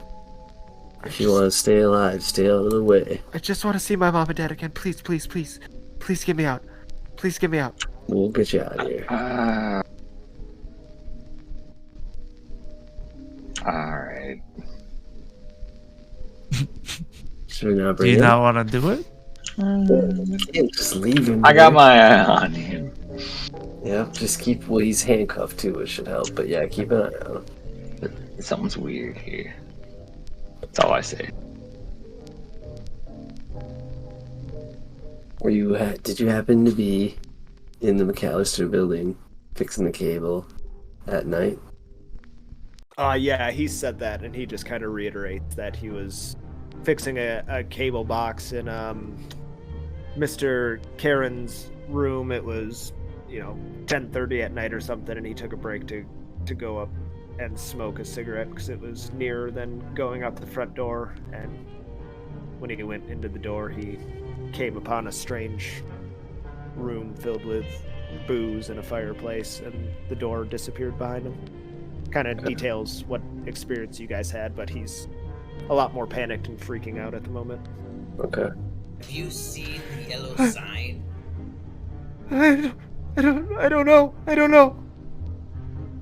Yes, Did you pull it out and show it? You fucking remember.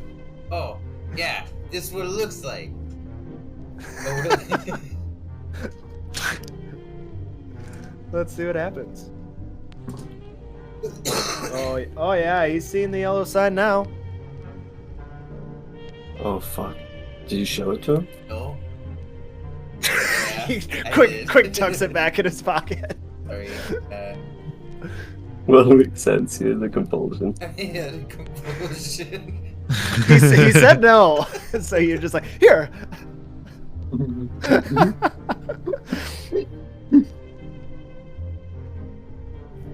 Anyway.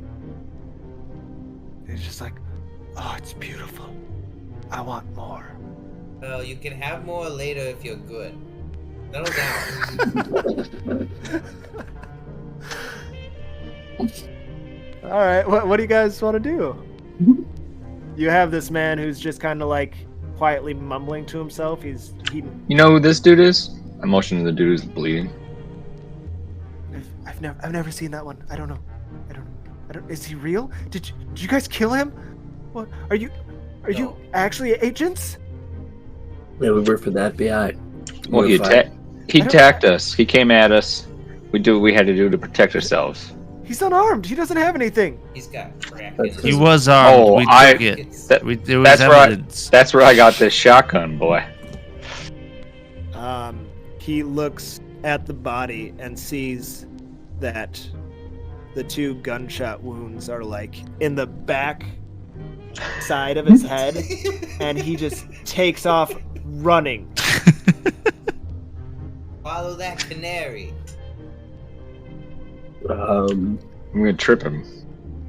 Trip him? Okay. Roll an unarmed dice, I suppose. Opposed by him. Ooh. Oops! I tried to click disable. He's handcuffed. Yeah, this is more for him to like shove you off as he's trying to run, but you succeed and you just tackle him to the ground. Say, oh my god, don't kill me too! I don't want to. Oh, Dad, please. I said if you don't attack us with a shotgun like this guy did, well, you don't have nothing to worry about. Why'd you laugh? I personally think this whole scene is very funny. He starts crying though as you pick him back up to his feet. He's just, Come on, champ. Got a long ways to go. It's so nice actually came through. all right, what do you guys want to do now? Who's leading the way? I'll do it. Is that Murdoch? Mm-hmm. All right. Good old Murdoch. Let's push the kid in first. That was gonna be my. Roll me a sanity roll as per the mechanics here. Everybody? No, just me for opening the door. I somehow always forget that that's what happens, and I always volunteer to open the doors. Okay, You success. start opening a door and you hear a, but this one doesn't sound like a mechanical keyboard. It sounds like a typewriter as you're opening it. Hmm. And as you open the door, inside it appears to be a hotel room, but this room is a mess. There's just like chairs around the room, these nice beautiful chairs, but there's sweat-stained clothes tossed all over them, laying on the floor, trousers, white button-ups that have like these yellow stains in the pits, all 1930s vintage. There's discarded empty bottles of bootleg hooch, like those old ceramic or whatever with the X's on them, Nice. laying all over the floor. Their room is cramped and reeks of old cigarette smoke and alcohol-tainted sweat, basically. On the bed, there is a small suitcase thrown open. From the doorway, you can't see what's in the suitcase.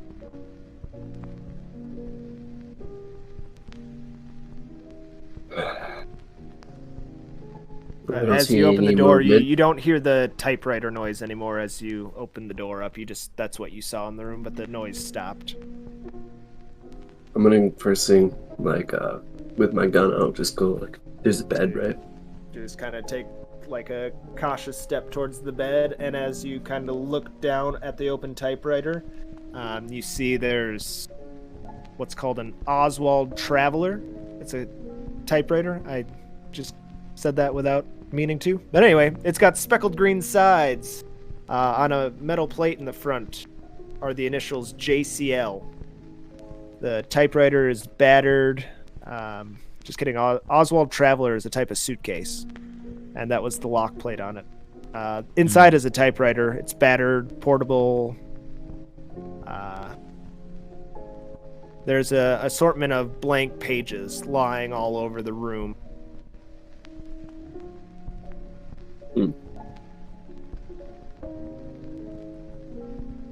So somebody was just typing on this typewriter, and then they left as soon as we got here. You look around, and none of the pages have any letters on them. There's one loaded in the typewriter right now, and it's just I'm sitting gonna press on the typewriter. You hit, and it marks the page with whatever letter you decided to press, or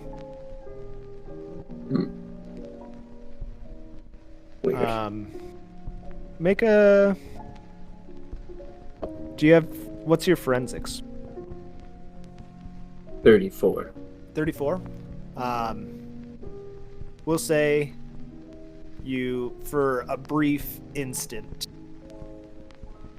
think of the pages of the play you found around, and you type from memory, just like a line of it on, and you look at it, and it seems to be the same style of print that was on those pages. You probably don't have one handy. I doubt it was never said, but you just look at it like in the typewriter and believe that.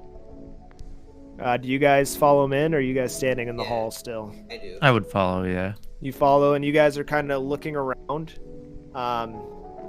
Bring it with to the... That's where the one seat. Abigail is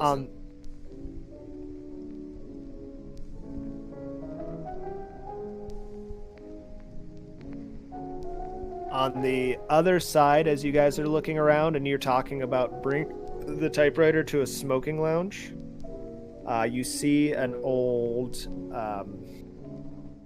phonograph on the floor. It's got a record on it.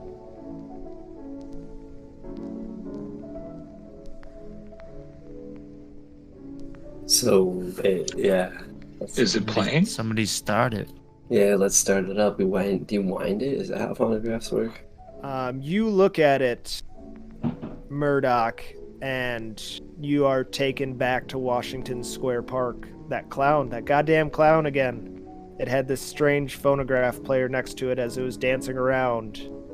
But as you guys start looking at it and getting ready to touch it and do something with it, it just automatically starts to spin. The needle comes over, drops down on it with a... And...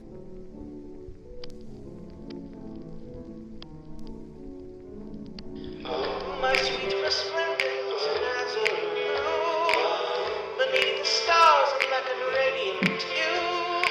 I only wish that I could one day see whatever happened to Abby. I take a skiff into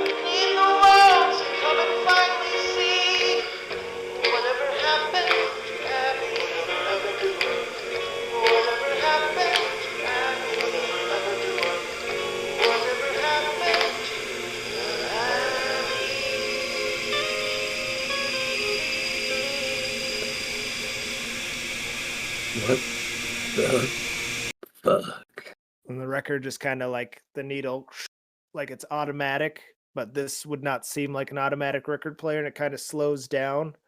And on a white label on it, it says Phil Hep and let's see, what does it say? Phil Hart and the Hart Heps, and then it in parentheses is whatever happened to Abby. What the fuck? And it's like the copyright 1928 on it. I kind of liked it. And, Murdoch, roll me a sanity roll.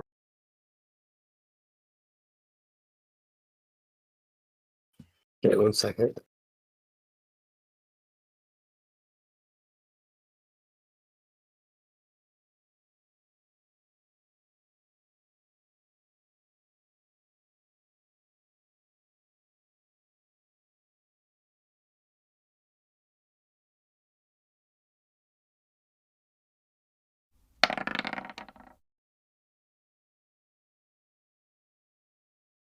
Failure.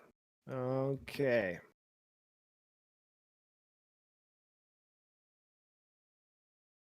Yep. All right. Yeah, so that played and then it just stopped. And there's still the typewriter in the room. You notice that the typewriters seem to be. Dude, that is it.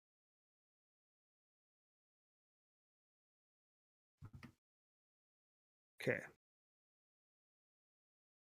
But yeah, typewriter, phonograph with the record that just played. And that's really about it. Scattered paper and all the clothes and hooch bottles laying all over this nice hotel room.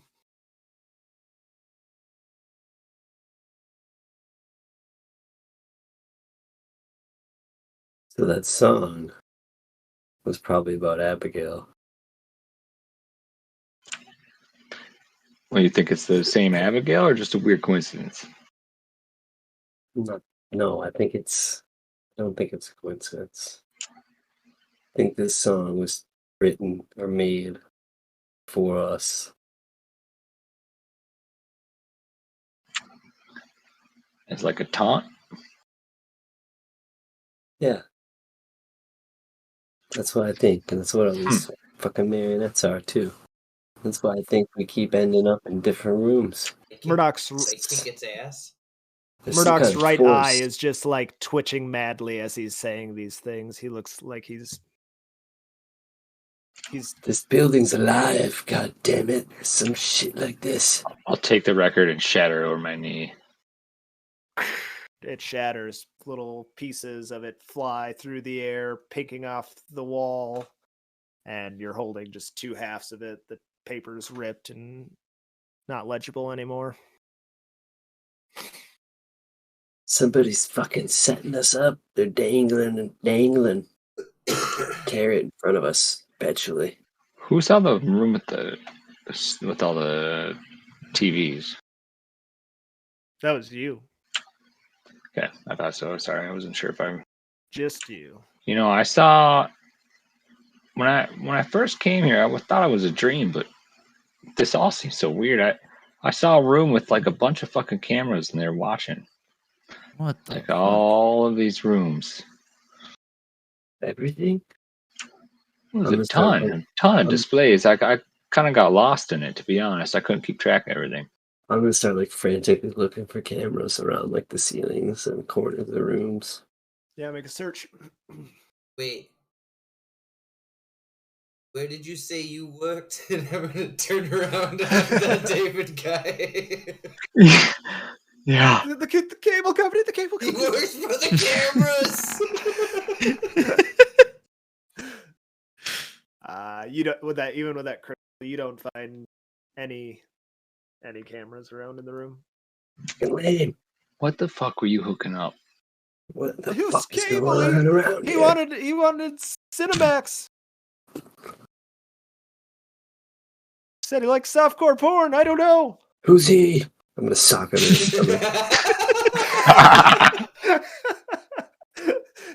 stomach. Roger Karan. He lives in McAllis building. What room? Apartment, blah blah blah, and he tells you the real apartment that I don't know. Oh, okay. It's one that exists in the building. Yeah, he's actually a real person. Shit. It's getting heated.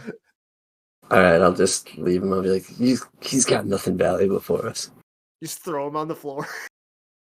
Yeah, so you just fucking punch him right in his lung. Right in his lung.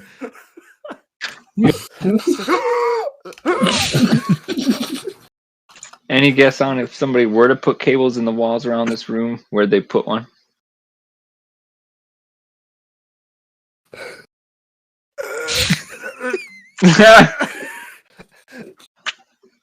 Eh, He can't use his hands and he can't talk. true. So I just actually... I'll pull him up. I'll be like, Jesus Christ. All right. He says maybe around the baseboards, but I'm just letting you know with Murdoch's search, he doesn't find anything that seems out of place as far as like visually apparent around the room. Okay, well, fuck. Let's just keep moving, I guess, in this place. I feel like... What if we have David? Well, the issue is he's been stuck here for years, so that will just keep us perpetually stuck. He said 95. It is 95, so he hasn't been here for years as far as you're aware. Oh, yeah. Just get worried. Murdoch's been leading the charge, and he's kind of getting a little loopy. Yeah, it's just kind of weird. Yeah, he's just weird. He's my partner, but he's a fucking... What yeah, do so you guys want to do? I'll go. Are we trying to get out or get the girl inside? I've got an idea for a cliffhanger either way. So make a decision. We'll see how it plays out. I'm gonna try and leave. I'm gonna think of the stairwell that we came up that was supposed to be roof access, and that's where I want to go. I want to go right back to that. We have to finish a mission, Molly. Don't follow me. You don't know what I'm thinking. Yeah, that's Leave me alone. What I was playing. Yeah. I assume we were all looking for Abigail still. Yeah, I mean, if he's the one opening the door first, he gets the sanity roll, and there's only one. So we're going where I want. You guys could always be like, he runs out, and I shut the door behind him because I don't want to follow his stupid ass. Well, roll your sanity there, Molly. I'm just gonna say, for the sake of the game, you're just like, we need to get the fuck out, and you open the door. Success. Fuck. Yeah, you open the door and you look both directions. You don't see the exit, but what you do see around the corner, just like whips around, are those three men that you saw chasing the guys down the hall. And they see you and just fire their shotguns long range down the hall at you. That buckshot kind of spreads all around you and doesn't hit you, but they're like starting to like hurriedly walk towards you. Get back.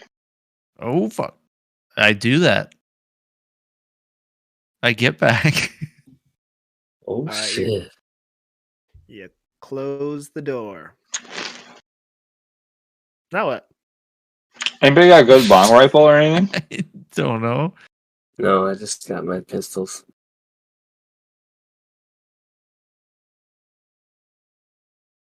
All right, make a sanity. Hey, go guys.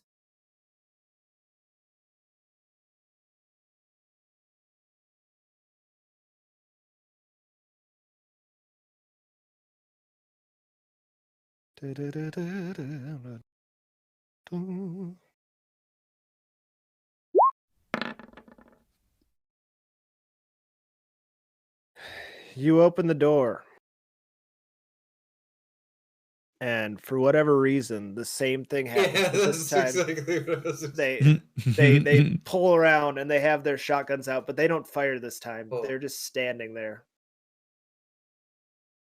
And they're kind of frozen. You can like maybe see a bit of movement in them, but they're not like 3. Same as there was at the first session you entered the night floors, where the clock or the kind of glance back real quick. You just fire. I mean, make a firearms. Yeah, firearms. Maybe if I roll it off.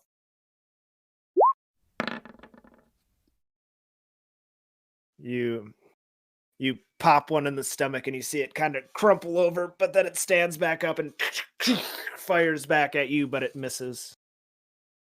Back into the. They're still out there.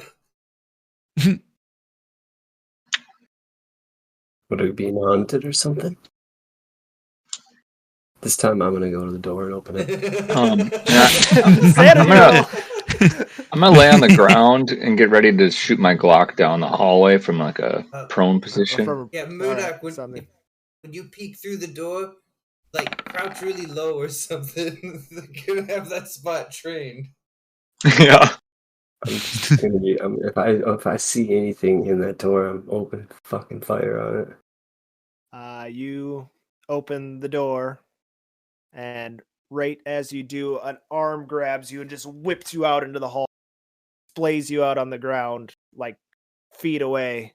You start you look, you're kind of dazed. You see the smoking lounge down the hall, and you see a door.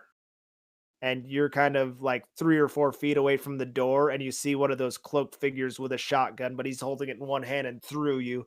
2 more down the door. One's holding its side, but it's still kind of trying to aim the barrel at you. At me? Yeah. I'm gonna shoot. Shoot? The one that grabbed him and threw him? Are we in the hall? The one who's the most threatening to him, yep. You guys are all inside the building. I mean, basically, as far as I see it, vision-wise, is you guys are each walking up to the door, opening it, peeking out, getting shot at, and just being like, nope, don't want to do that. And then another person walks up, does the same thing. And this time, the third time, Murdoch just gets fucking whipped out into the hallway by an arm right as he opens the door. And Monkey's there and just fires. Can I try to shoot? Yeah. Yeah. Yeah, I fired too, if I can. So Murdoch hits the ground, sees the smoking room. He just has his firearm at the ready anyway, but gets kind of dazed and just pops the guy in the head. Boom, drops dead, and you shoot at the same guy, and that's why you missed. You just put a hole in the opposite wall, and then the other 2 guys start sauntering down the hall. The one guy's clutching his side and starts coming.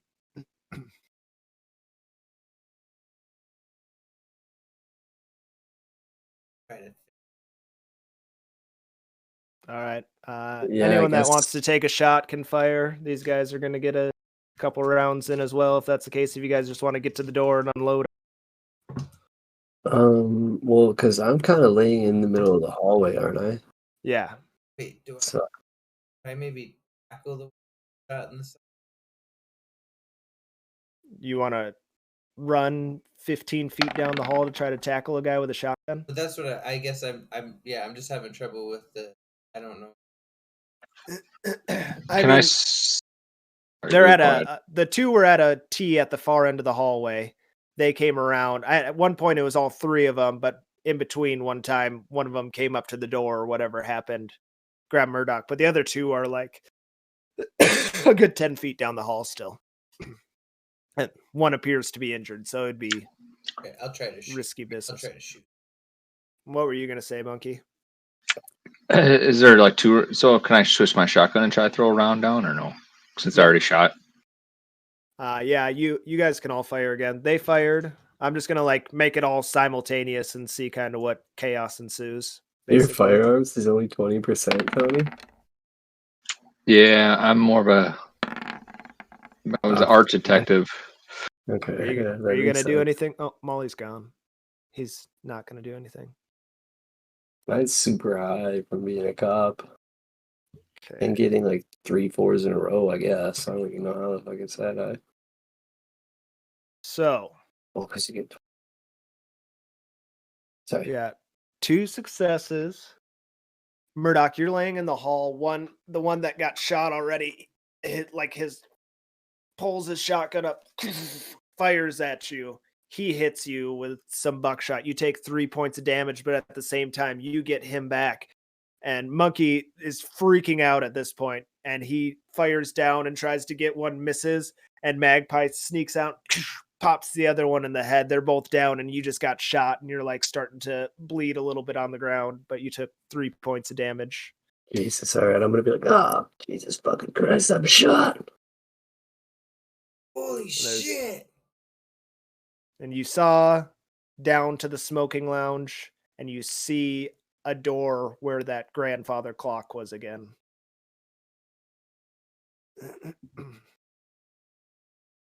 Yeah, I think so. We might have made it out of here, boys. Fucking somebody help me. Okay, I will do. Yeah, so fucking like have me over your shoulder. Help me limp along. Is anybody good at first aid? I'm not. Wake the fuck up, David! I slap that David guy. Get him up on his feet. Bringing you home. And then I. Actually, is it? That seems like the. No, we actually, I don't know. I mean, you guys would be trained somewhat in this. You We would need to guess save that people. he is definitely damaged material, but maybe Delta Green would want him, or yeah, it might be best just to get rid of him. You know, he seems to be from the outside world, unlike some of these people I'm just speaking in thinking, different he tongues and saw stuff. A lot of Yeah. Yeah, I mean, you showed him the yellow sign, you fucking path. I don't know what you're talking about. Have you seen it? Oh yeah, here it is. I can't in good conscience kill him. So let's kill him in bad conscience. Yeah, I mean, you might. I don't know if it's. I mean, maybe you guys do talk about. Maybe you don't. One of you guys could just pop him in the head, even though you guys all disagree. yeah, I mean, Well, I've been holding my bat, so I'm gonna put that back in my bag, and then I'm gonna pull out my gun and then shoot him in the face. Like Magpie start to like drag him out and you just put it up to his. I slapped him and I was like, "You're going home, David," and then he just came up behind me. It's like when you. It's like, oh yeah. Going home to his god. I mean, everyone. Once your hand goes back. As that happens, obviously it doesn't immediately mess you up, but everyone needs to make sanity rolls again. You do that now at this point just to kind of speed this along so we can get to the end of the session. You guys are shuffling towards the exit. Just blood Molly. all over me. Oh, Molly, that one gotcha. Me too. you feel a little bad after shooting the handcuffed kid in the fucking head. Yeah. He's like a college kid. Oh, God. Oh, God. I don't. You. Oh man. So now. He wasn't a college kid, was he? Yeah, that was the cable guy. No, you guys Some shoot weirdo. him, and like Murdoch's bleeding out, limping down the hall. He's got buckshot in him. You guys open the door, and it's that cement staircase leading down back into the McAllister building.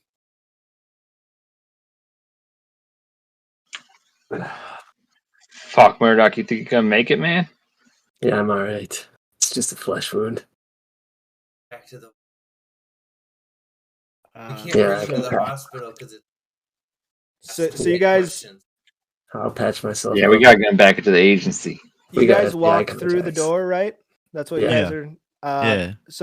So here's what happens. as you guys walk through the door, you're in the smoke. You're walking like hurriedly walking through the smoking lounge with Murdoch around your guys' shoulders, and the doo doo doo doo doo doo doo is playing. And you guys open the door, and it shuts behind you, and you can kind of faintly hearing it. But as you guys are back, you just like the realization of everything that happened in there, and that now you seem to be on some sort of like safe ground. You guys make it a couple more steps and you realize you're back in the apartment building that seems to be rooted in reality. But you see all the marionettes. You see the men with shotguns that got you. You see the waiter you guys shot in the head with little pieces of jello with golden bugs inside. Like, what the hell? The night manager, there was a man that existed in there that said he managed the McAllister building that, as far as you know, doesn't exist in this world. You've never seen any indication of him other than the door downstairs. There's just so many things that happen. And here's the really fucked up part. I've been trying to get you guys out of there for an entire session. You just weren't having it. Gabriel, you take 16 points of sanity. Paulie, you were doing so well up until the last few rolls. You take 18 points of sanity damage. Oh, no. Joey, you take 15. And Vinny, you take 19. You can project, but all projecting does is a D4. And whatever it removes D4? It removes D4 of sanity, but you also have to reduce that from one bond score and then go into detail, like in a future scene, of how that relationship crumbles. So 3, who do you project on? There's only one that really makes sense in this situation for me, but you can. I'm projecting on Sarah, bro. Yeah, for sure. I'm doing it twice. Can I do it twice? Just once. That's the problem of being in the night floor. Inside, like, you're freaking out, but it's not affecting your mental capacity. But now is when it all hits you. And one, huh? So I reached my breaking point. I would assume all you guys break. Yeah, I think. Yeah. Even after projecting, I still broke. I'm not even gonna bother projecting. Well. Vinny, what are you gonna project, or are you just taking all 19 damage? I'll just take it. Okay. All right. So Here, I'll project. Sure. I'll do at least one. 17. Then you can pick a bond you project on. I assume it's not your partner. You can do it. It's your choice for picking your partner as one of your bonds. Yeah, and you guys all break. There are 3 possible options on a break during a scenario. Is you either fight, flee, or just basically go catatonic. And Vinny, I think when you come out, you just feel like skittering legs underneath your skin, like a scene from The Mummy, but it's much smaller. You see this like little bug crawling around in your arm, and then you look and you see hundreds more everywhere, and you just start screaming at the top of your lungs, and you just take off running out of the building. Paulie, based on everything that happened to you, I really have no idea how you react. I think you just pull your baseball bat out and just start trying to destroy this building with brute force. You just like whip your baseball bat out and just start breaking shit everywhere until you have no more energy left in you. Gabriel, I think you witnessed so much violence and you're injured, and Joey's there with you, and he a lot of the violence or participated in it with you. You guys just like are just absolutely bright-eyed and terrified, and you guys all start screaming and sobbing and just like hurry out of the building like semi-running, but he's partially dragging you behind because filled with buckshot. It's all like flesh wounds, but you're still like patchy, bloody all over, and that's where we'll end it. And Polly's just upstairs like, fucking die! And just smashing everything in the building with his baseball bat. Now we're all gonna develop disorders. Yeah. So that's... Well, I think I'm infected with like some kind of bug.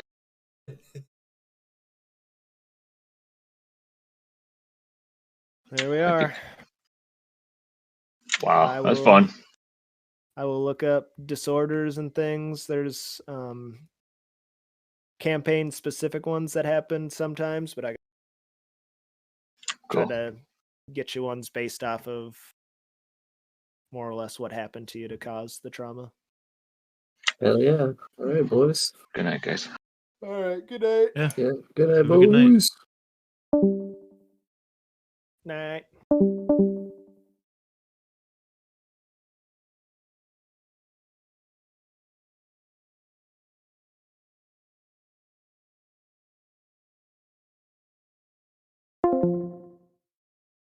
Ends and night was.